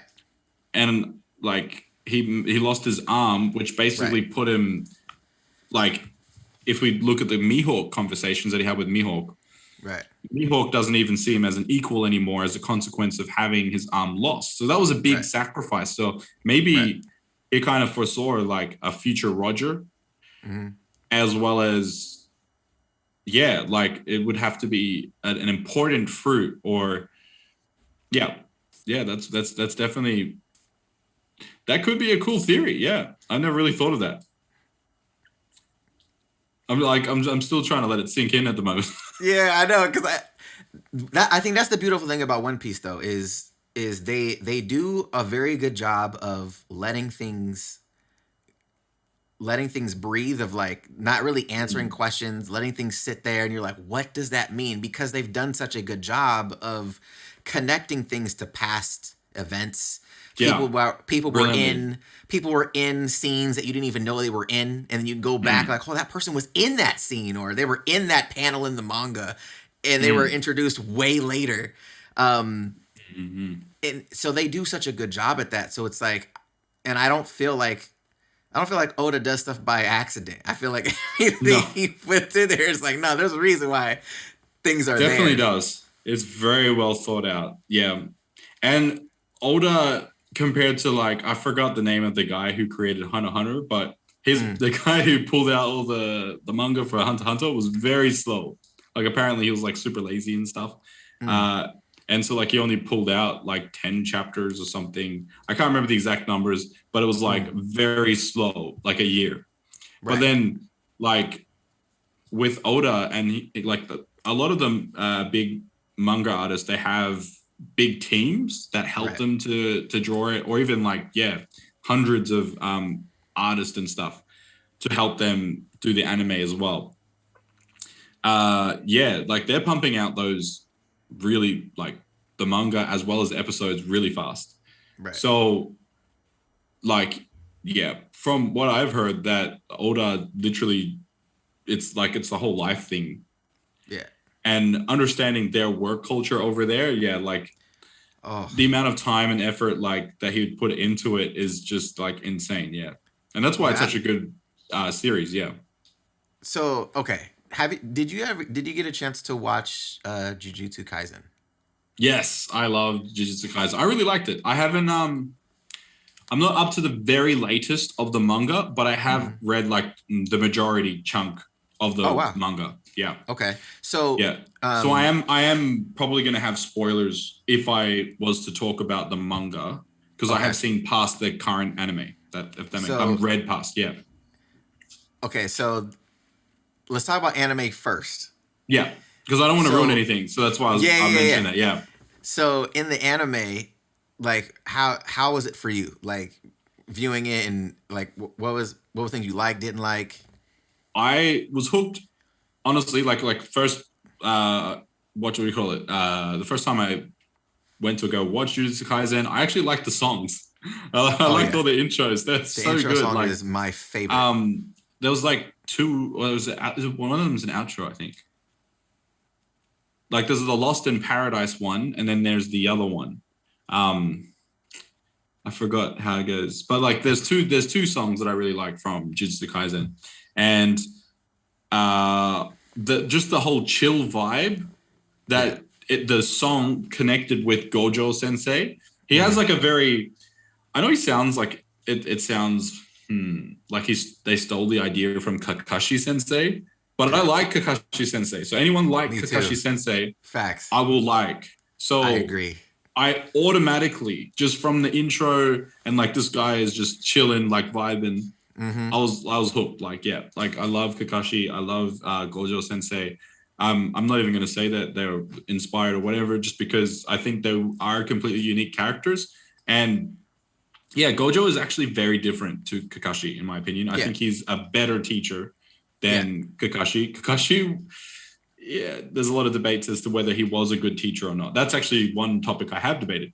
Oh wow. Because people don't think he's a good sensei at all. And that's kind of fair, because like he taught Sasuke something, he taught Naruto something, but didn't teach Sakura like anything. Right. So It was. I think with Kakashi though. I mean, at least for me, anyways, it was more so because even when he first started, he was really trying to beat into their heads the teamwork the vibes of teamwork, things. yep, and that's the best And part. and that I think was like his really only lesson was Yeah, teamwork. and it was a big but lesson for him, because the thing that he suffered from the most was when teamwork didn't really happen with his team. right. and to his, and it was his fault that Yeah, a lot of stuff that like he basically killed the Sakura of like it would be the equivalent of Sasuke stabbing what's his name Sakura, yeah, right, and so like him having to live with that, and then watching Obito get crushed and all this kind of stuff, yeah, so that I guess that's what he valued. He thought that was an important lesson to teach, and that's why he taught it. And so yeah, that's fine, and I don't really have much hate against that. But his character, like his funny jokes, he's always like what he does with Guy, and like just like okay, let's settle this. Let's have like a competition, like a fight. Right. And then you think they're gonna like get into this cool ninja fight, and he's like Junkin. Like Junkin Po is what's it called? Scissors Paper Rock. Yeah, it's so funny. Or like, what is it going to be? 500 handstands around the village or whatever. Around the village. But yeah. So and then Gojo Sensei though completely different. Yeah, like I thought it was very interesting how he starts off trying to kill. I had a mini mind blank of what's the main character's name? Yuji. Is it Yuji? Yuji? Is it Yuji? Sukuna is the thing in him. Right. It is Yuji, right? I haven't seen Jujutsu in so long. I think I just completely forgot. Yeah, but yeah, like he's trying to kill him, like after he ate the first finger, and yeah, I thought that was pretty intense. But one thing I really liked about it was the unique abilities. Like the infinity thing was really well thought out, and so cool. I don't think they've gone into that deep in the anime yet, so I don't want to go too deep about that ability. But just from the anime, from what I remember in the anime alone, the infinity barrier and the explanation, like there's like an infinite space between you. That's why you can't reach me. Right. That's like that was just like what like. Yeah, I remember when I first saw that. Really cool. I remember when I first watched, I did a reaction on that episode, and I had stopped it when they showed it, and I was like, guys, like I don't think you guys understand the infinity paradox that is, of you can divide something in half and never get there, and like that concept to me is so cool that they turned that into an ability. I thought that was genius. I was like, that's so cool. Did they explain that in the anime, or was that? No, that was just something that like I love science, so cool. So I'm like Vsauce heavy, but yeah. Because here's the manga spoiler, I guess. If you don't want to watch it, you can skip. But like in the manga, that's when they explain the Achilles and the tortoise, I don't know, like story. So no matter how much Achilles tries to chase after this tortoise, he will infinitely never catch up. Like, so the tortoise will be here, the Achilles will be here, and Achilles will try to go to the tortoise. But by the time Achilles gets to where the tortoise was, the tortoise has already moved to the next spot. And they're just going to be infinitely following each other. Right. So Gojo Sensei explains that's how his ability works. Right. He's basically going to be infinitely away.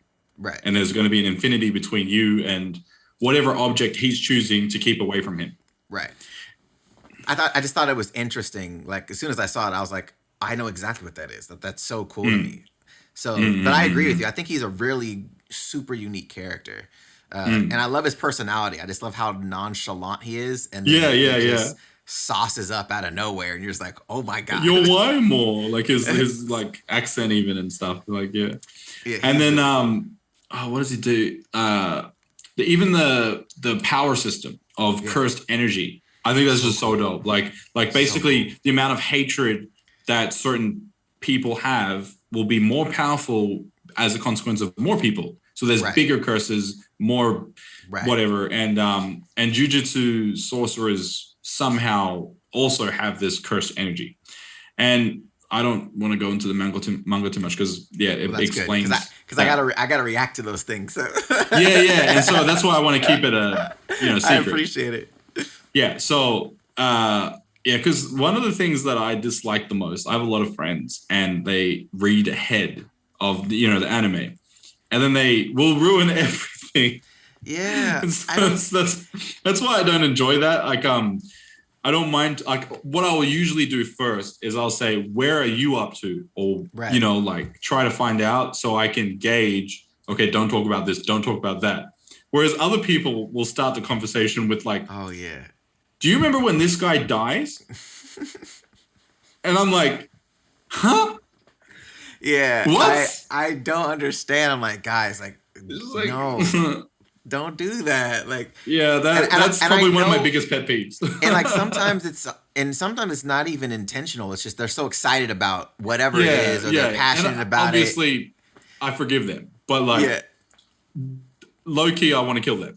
Because like they just ruined my excitement for when that season's going to come Right. out. You're like, I've been oh waiting for no. this. I've been so hyped for this, and then I know he's going to die now. And the whole season, I'm going to be thinking this guy's going to die. This guy's gonna die. I Yep. completely understand. That's And the so worst like feeling. that happened for me for Game of Thrones. Somebody ruined No. everything. So I literally just binged ahead of everyone. Like I couldn't. I had to be ahead of everyone because like I got introduced into Game of Thrones like season, I think it was like 3. Okay. And somebody ruined like everything. Like they told like, yeah. And No. like it was such a good story to me. I lucked out because Yeah. I got in Yeah. right before season 7 dropped. So Wow, that was very late. That was very right. late. Yeah. So because I was okay, I'm not really into a lot of the like that genre of film or show. Fiction, like, fantasy thing. fantasy stuff really Yeah, wasn't yeah, my yeah. thing, right? So I was like, I don't dragons. I'm cool. I think I'm good. Yeah, yeah, And yeah, a yeah. lot of my because I'm a part of a film company, Uh-huh. and my director and cinematographer are like, guys, like you need to watch this show. Like you need to watch it. And I'm like, all right, fine. I was like, I finally just got to the point. I was like, okay, right. Right. And yeah. And so I ended up watching. I basically binged 6 seasons. That was me. And Yep. Like, and I yeah. was like, oh my god, this is incredible. Yeah. But I just lucked out to the point where I didn't have it ruined for me. And when I got to the end of season 6, and one of my friends had said somebody had spoiled the red wedding for them, and That was like, actually what was spoiled for me, the red wedding. I was like, no that was the exact way. thing. Yeah. Yeah. Yeah. So fun fact, I was actually coming back from. I was actually going back to the States from Australia, and I was on the plane. I had downloaded the episodes on my iPad. So I'm on the airport. I'm on the airplane watching the Red Wedding episode. Now, if any of you guys have seen my reactions, you guys know how I am on my reactions, and a lot of people think that I do that for camera, and I'm like, no. How I react on camera is how I react in real life. So I'm on the plane. It's like people are asleep, and the stuff starts happening. I was like, oh my god! I'm like freaking out. I have headphones in. I'm like, oh my god! I'm looking around. Yeah, you're like, where am I? What just happened? I was freaking out, bro. It was so ridiculous. I was still thinking about the red wedding.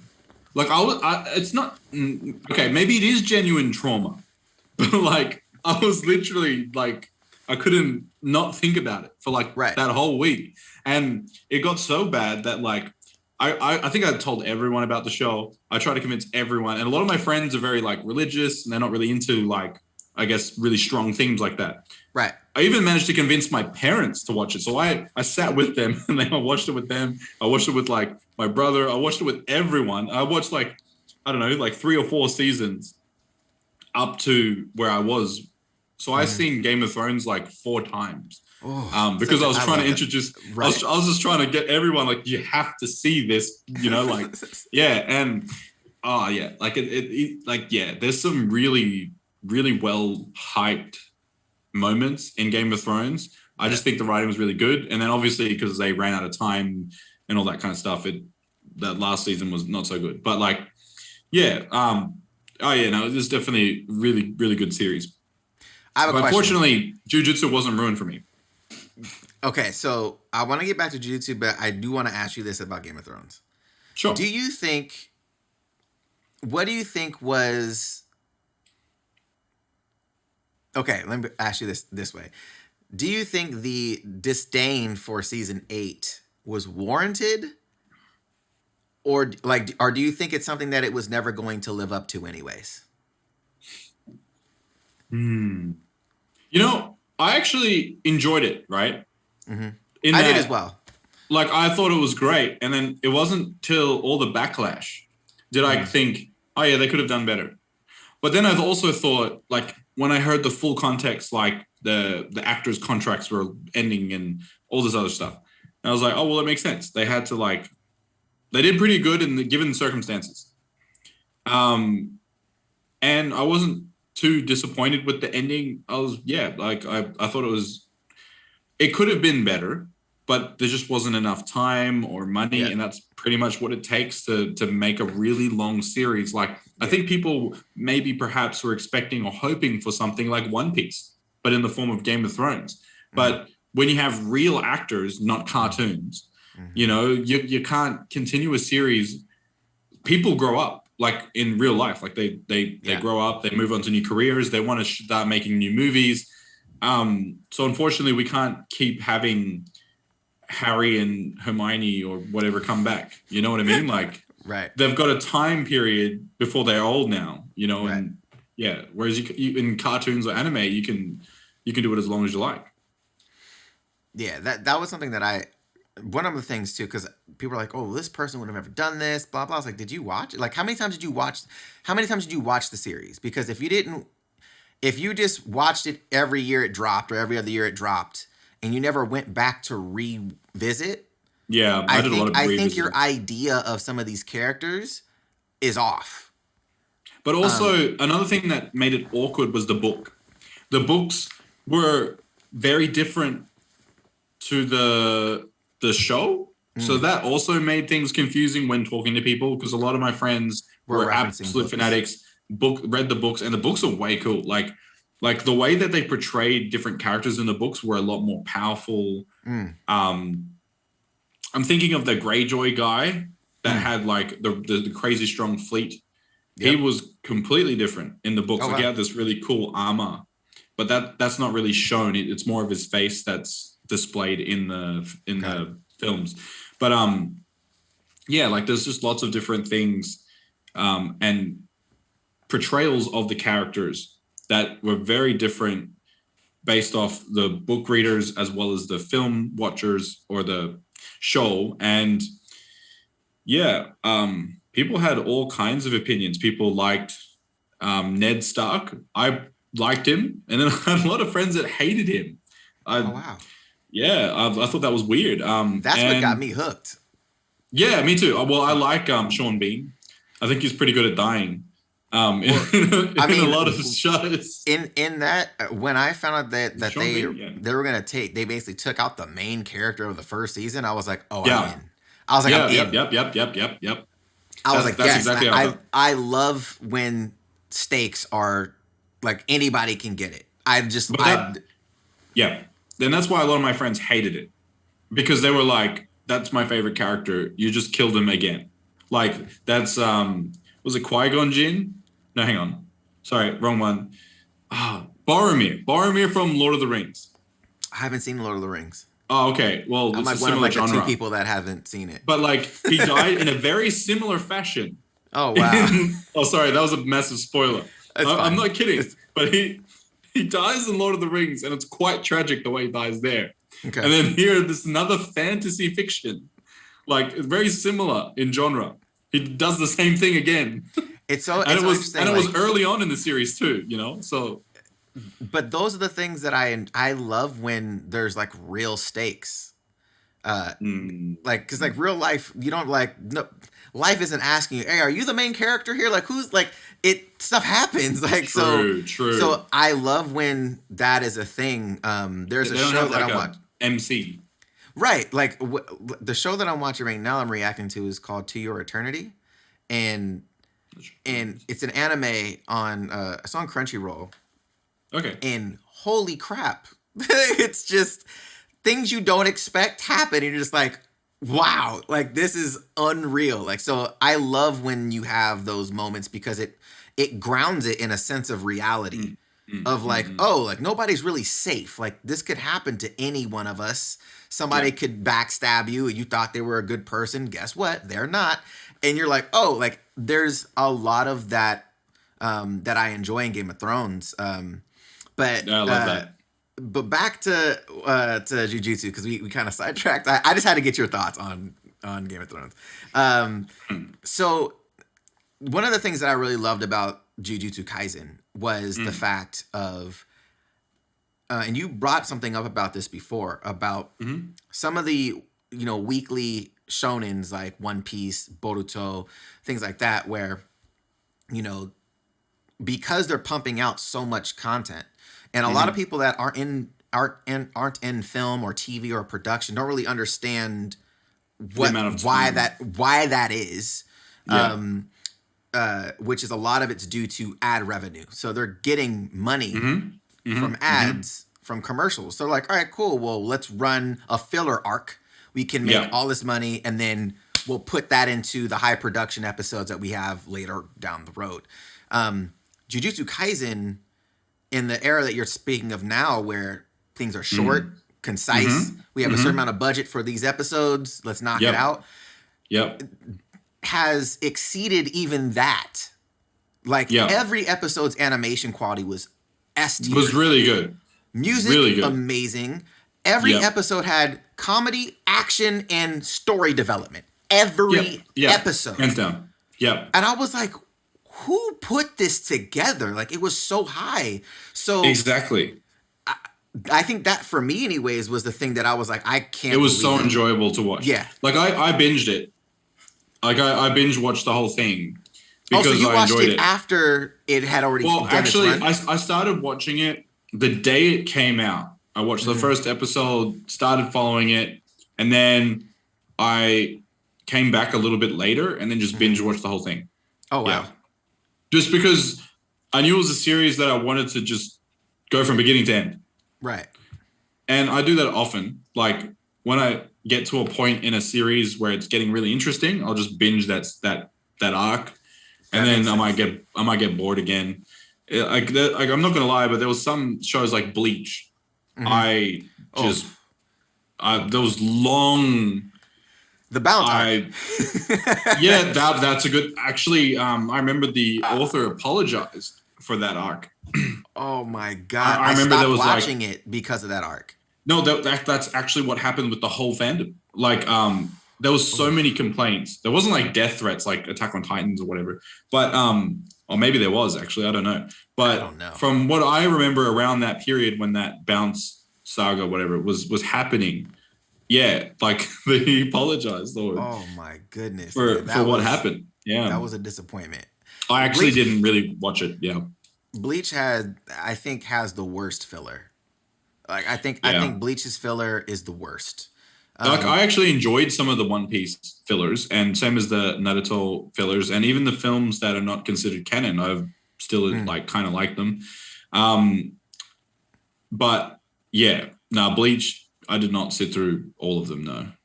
Oh my god, I was like, there's no way, and it was one thing too, because Bleach, I feel, in the anime, has some of the most amazing moments in some of the shonen anime that are out there.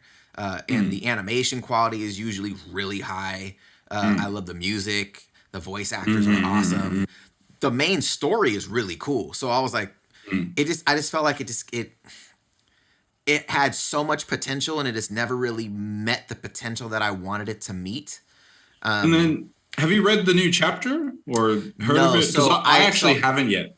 Yeah, so I read the last arc that they had done in the manga, but it was like I would jump in and out every once in a while, so I don't really understand what that story is, to be honest with you. Right. And then I know they released that latest chapter.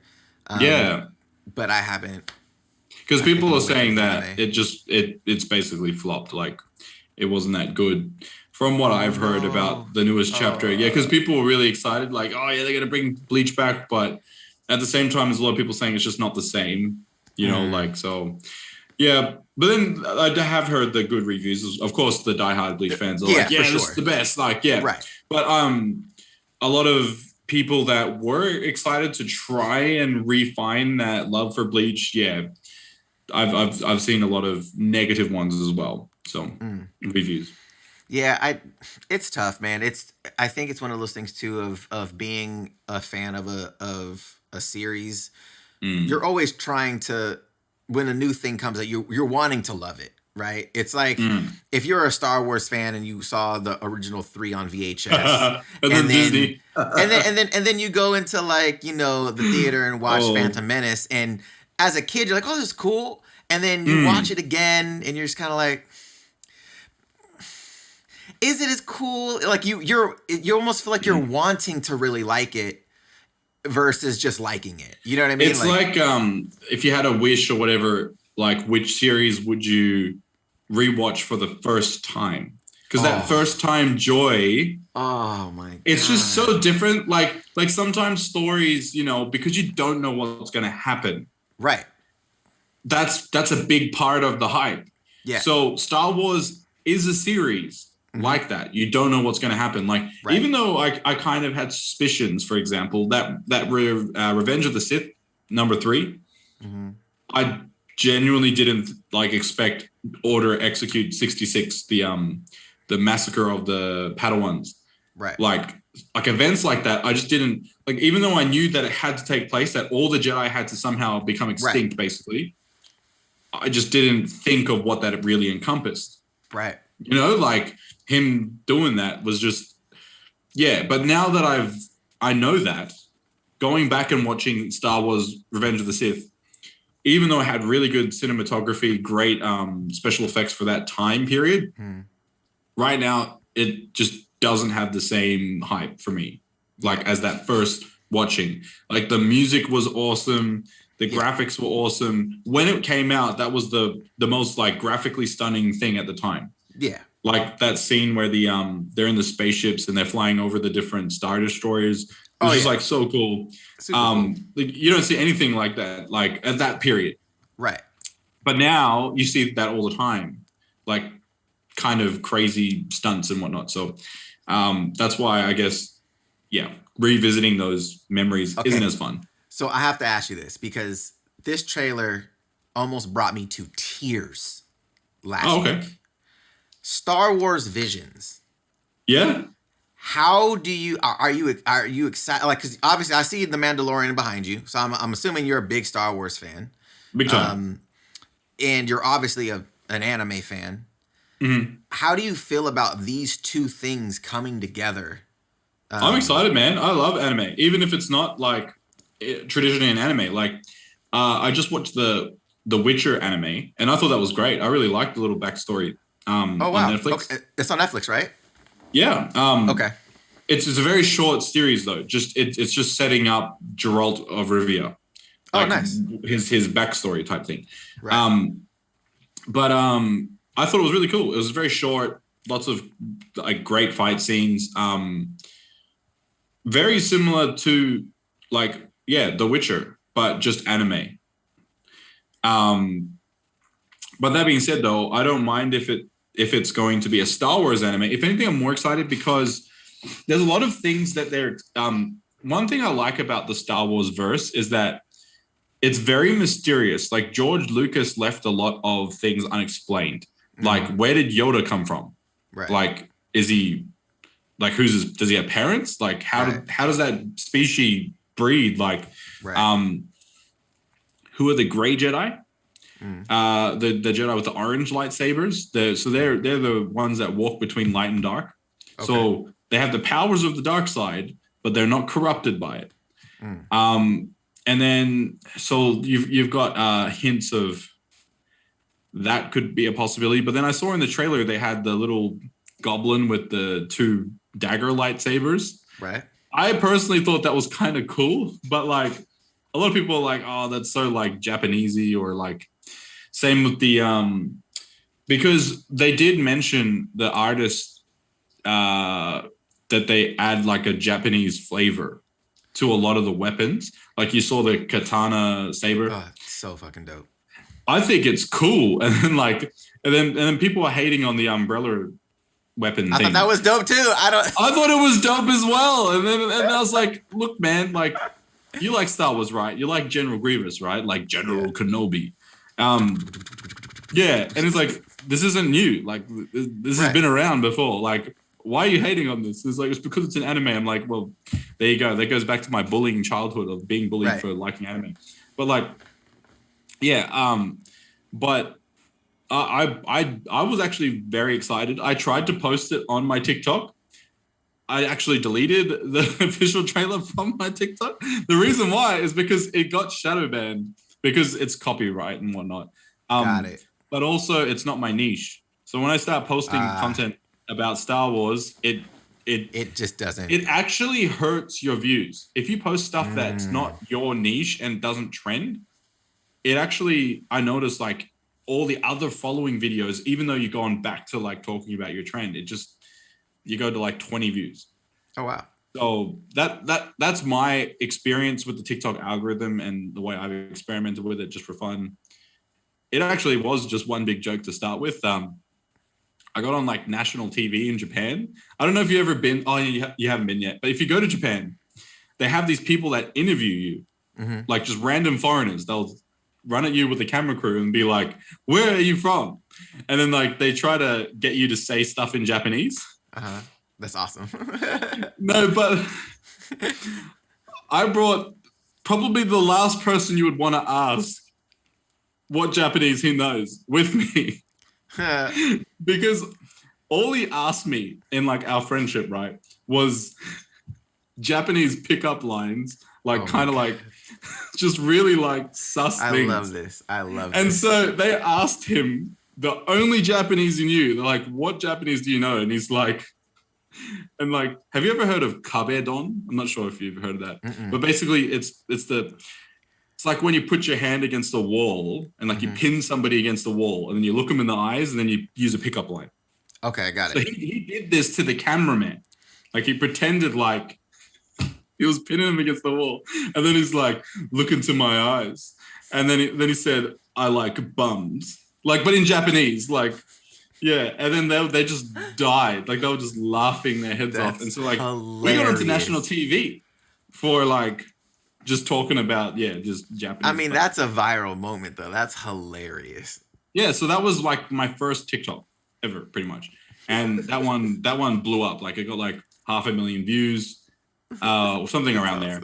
Yeah, and like it's actually so funny because my Japanese friend saw it on TV, recorded it, sent it to me, and that's the footage I used was her TV. That's so good though. I don't know why that reminded me of Golden Boy. Like, how do you like my swimming? I don't know why that reminded me of that, but that's hilarious. Yeah. Because I want to see like, I know like in the States, like anime is still not mainstream. Right? It's not like a mainstream thing. It's gaining popularity. Definitely getting very big. Yeah, Comic-Con. And I think that Star Wars Visions is going to do that. I think it's one of those things where Star Wars is so big in the States.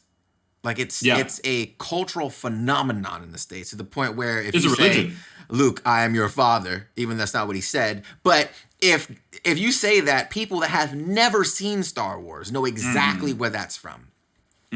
So I think people, to your point, that are like, "Oh, was this like Japanesey?" It's like, well, Disney contacted 7 animation studios from Japan and said, "Hey, we want you guys to tell your own stories in Japanese anime in the Star Wars verse." So that's why I like it. Right. And I think that's the interesting thing, too. It's expanding the Star Wars verse because personally, for me, I'm so tired of Americanized. I don't know how it's not American. It's not even that. I'm so tired of the Star Wars verse being about the Skywalker family. I'm over it. I'm like, bro, it's supposed to be a galaxy far, far away with all these planets and civilizations races and people and civilizations. And we're just focused around this bunch of people. And it's like, and that's what I was hoping more of in the Star Wars verse, which I liked at first. There's a lot of mystery, like what other planets are there, what other alien species, and it'd be kind of cool to see very different cultures. And the one thing that I like the idea of Japanese animators being involved is that their take on the verse is going to be from a completely different cultural perspective. So the details in the sabers, the art, you can already see it. Like in that trailer, I was like, this is fire. Like compared to your typical like there's nothing wrong with your standard Star Wars. Like what I mean is like you like, but it's not that it's all the same. It's that because it's written from that same English perspective, we only used to seeing Star Wars represented as it has been so far. But now that we've got like this Asian spin on it, is like it's almost like a whole different Star Wars verse has been created. Yeah. And that's why I was excited for it. And then a lot of people kind of like also hated on it. They're like, oh, it's like Asian now, so I don't like it. I was like, yeah. One thing I have noticed. When it trends on Twitter, it will change everything. Like people will be like, I guess I'll watch it. I guess I'll watch it because everybody's exactly hyped. What happens. And then I noticed that like a lot of Star Wars fans also hate Star Wars a lot. Yeah, like, hate on it a lot. Yes. Well, because it doesn't live up to their past experiences with it, their expectations of what they want to see in it. Yeah. And I think that's something as a viewer, as a fan, we have theories, right? We talk about theories all the time as fans. What this could mean, who could be this, where this could go. And I think a lot of times as fans, we think that our version of what we think is supposed to happen should happen versus what is the director or author or storyteller actually trying to tell? It's no different to a book. You know, like your interpretation of the events is sometimes better than the film. Right. So, and then you get disappointed because like, oh, well, it should have been this. And it's like, yeah, that would have been cool, but that's not the story that they were trying to tell, though. Like, they were trying to tell this story.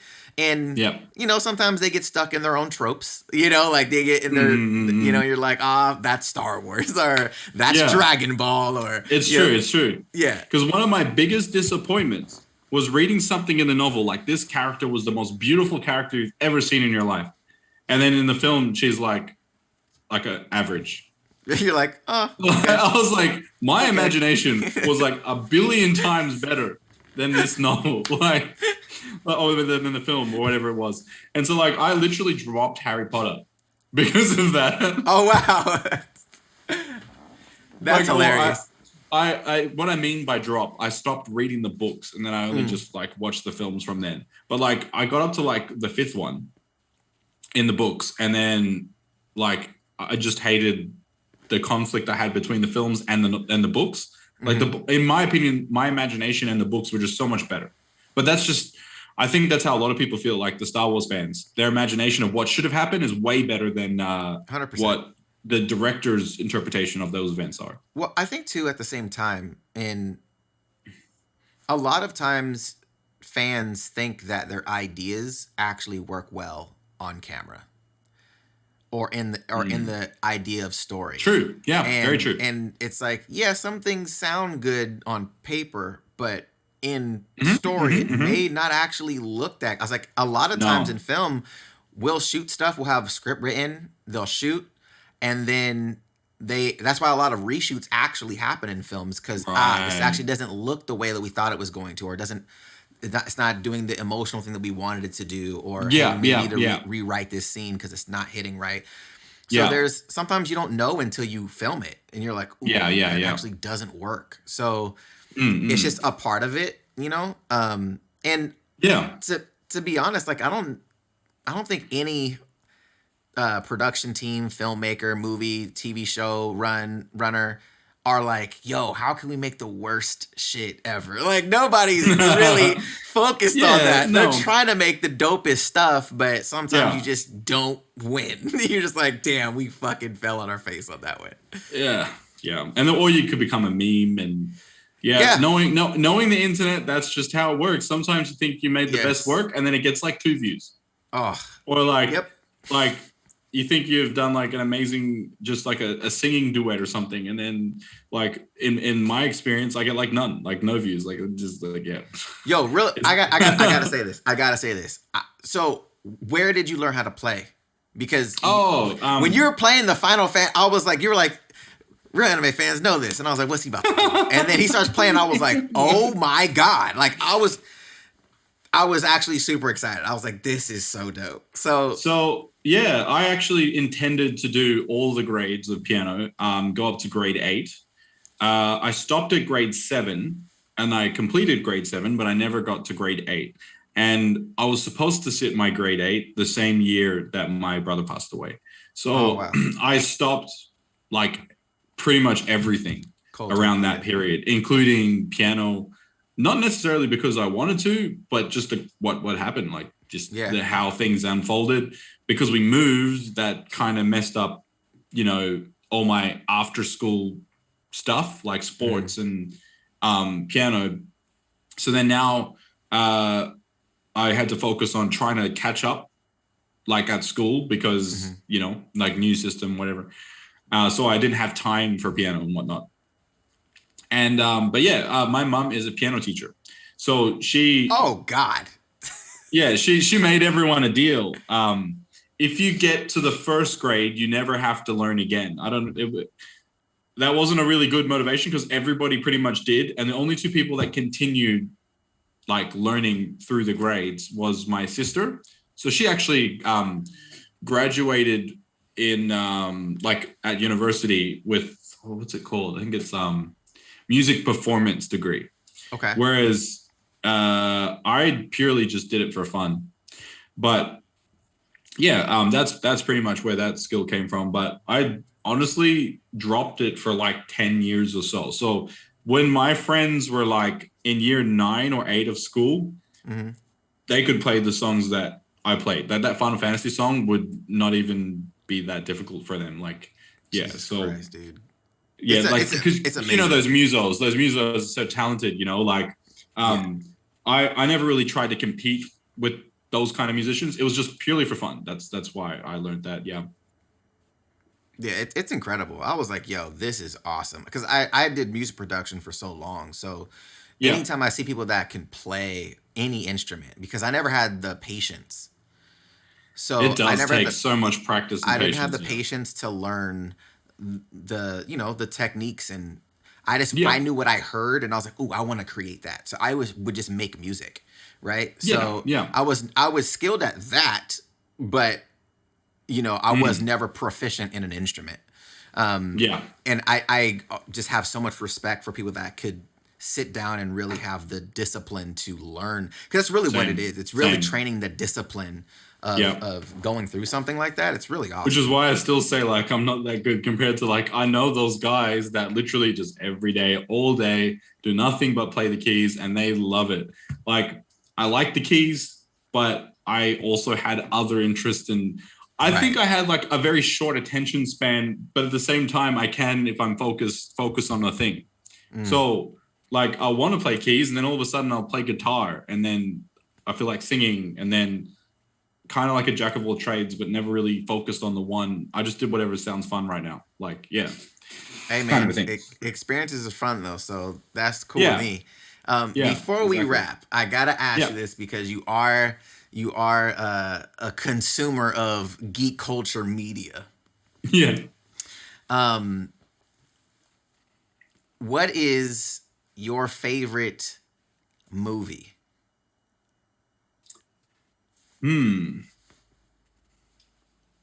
Honestly, because we were talking about like Star Wars, that's honestly the first thing that came to mind. Like, yeah, Star Wars is definitely one of my favorites. I mean, let's widen it. Not this movie, but like franchise. Let's go like franchise. I think it'd be easier, because I know sometimes not a whole story is told in one movie. So in terms of like geeky stuff, like in that category, Marvel would probably be the most entertaining to me at the moment. I like Marvel films better than I do DC films. But in terms of like comics, though, I actually kind of prefer the DC comics over the Marvel comics. Like I just think DC does the comics way better than the Marvel. Sometimes the Marvel characters are even a little bit rushed. But yeah, like it would be Marvel. Like I'm really enjoying some of the new spin-offs that they had with the Captain America and Winter Soldier and Loki and all those kind of series. I really like those. I think they're really good. And even the films. I've yet to see Black Widow. I haven't want to seen see it that either. though. I haven't seen it either. Maybe we could do a live viewing or something. I don't know, but like, hey, we might be able to figure that out. Yeah, somehow. But yeah, no, apparently that's really good too. So I wanted to give that a watch. But yeah, in the geek realm of things, if we're talking about that, yeah, probably Marvel films. I really like that franchise. But in anime related type thing, oof, yeah, out of the big three, it would be One Piece. I prefer One Piece over Naruto and Bleach. And then like Dragon Ball's good, but in terms of depth and story, that's not the one I would go to. Like, there's so many other things that like One Piece has that Dragon Ball doesn't. So, like Dragon Ball though has a lot of hype, great fights, but the story is like, yeah, like in terms of plot, I much prefer the depth of One Piece type thing. Oh yeah, it's not even comparison. No, it's so not even a comparison. But that's kind of my view for most of the things at the moment. Yeah. That's dope, man. It's one, and I know a lot of people always like, oh, Don's such a Dragon Ball fan. Dragon Ball to me, and we had kind of the same thing of that was like the first like episodic anime I ever seen, right? Like, so same, yeah. As a young teen, it was just like it was so cool. I was like, oh my god, every day rush home from school, like, I used to call it Chinese martial arts. Like, I didn't know it was anime. Yeah, like I was like, oh, it's one of those Bruce Lee films because he had the characters, right? And yeah, so I was like for me, I think it has some of the most memorable things that I would want to go back and watch. And there's a when you were talking about the things when you were first watching it, like what would you love to rewatch again? When I was a kid watching Dragon Ball, like I was so excited to watch the next episode. I was like, oh my god, and that excitement is something that sticks with me. And whenever I give like my top 5 anime, I'm like, look, I will never put Dragon Ball in there because it means something to me. It's different than like, it's not the best written. It's not the best animated. No. I will always gravitate towards that series no matter what. It's just, it just has a connection with me because of, my history with the show. Is there anything with you, anime wise or show wise that has that same kind of like nostalgia, like takes you back, like you just have like that thing with? Yeah, like I think for me personally, the reason why, like, it's not like the whole show. I wouldn't go rewatch Naruto, for example, or I wouldn't rewatch like the entirety of One Piece. Don't think I'll enjoy that. But I have like certain arcs that I really like and I would rewatch. Right. And for me, Naruto, I really like the character of Jiraiya. And like as a teacher, I personally can relate to having, like, for me, that Naruto and Jiraiya relationship, although it was like he's like a grandpa type relationship, it was almost, he very much reminded me of my older brother. I would often rewatch it because of like eventually, how like Pain passed, Jiraiya, what do you call it? He passes away.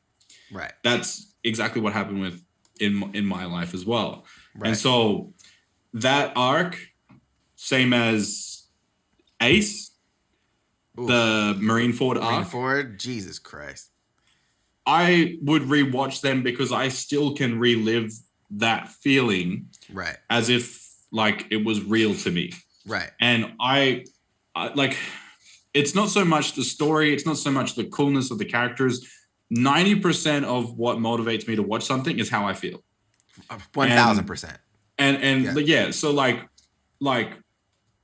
I won't watch a show because they're powerful. Like, there's so many weird anime out there that have the most broken characters. Right. and I genuinely don't care about them. Yeah. It's just because of how I feel about a show or characters. Like, I love the vibe of Jujutsu Kaisen. That's why I smashed, like, I just binged that. It was amazing. And I literally had no breaks. Like, I just went through everything. Like, I wanted to know what happened next. Right. But I don't get that with some episodes and some arcs, like we were talking about in Bleach. Right. But yeah, no, the way that like I think throughout like anime at least, One Piece and Naruto had made me cry or just like react way more and made me feel more in those series than other series. So yeah, that's why I would rewatch either Naruto or One Piece. Like, yeah, it's a very tough one for me. I've been saying this for the longest on my channel, that, you know, art is going to be subjective always. And you relate to things that you can pull from your actual life. You know, like people are like, oh, you didn't cry on this. Like, yeah, but it didn't have the same emotional pull. And it didn't happen to you either. Yeah. Yeah. Right. Yeah. But it's like, for whatever reason, something in your life resonated with what you just saw in some way, shape, or fashion. You love that character because of that. So, and I think that's something that is awesome about anime, that I think people that don't watch anime don't realize is in it, you know, and it's really cool that those messages or those stories are in these, you know, cartoons. It's really one of those things that is pretty amazing about it. But Happy, man, it's been a pleasure talking to you, bro. Like, yeah, I had so much fun, man. I'm like, yo, we need to actually kick it in real life, because like this is we need to hang out, man. I've been trying to find other like nerds in the area, but I'm always here doing stuff, so it's really hard for me to like go out and do other stuff. So I'm the same. Like, I'm actually like just like, yeah, we've been trying to find a time to do this, you know, like, dude. So I'm actually I'm really excited.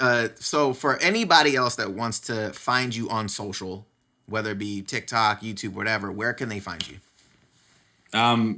If you type in Happy117, whether it be YouTube, Instagram, or TikTok, it'll come up for all of them. So yeah.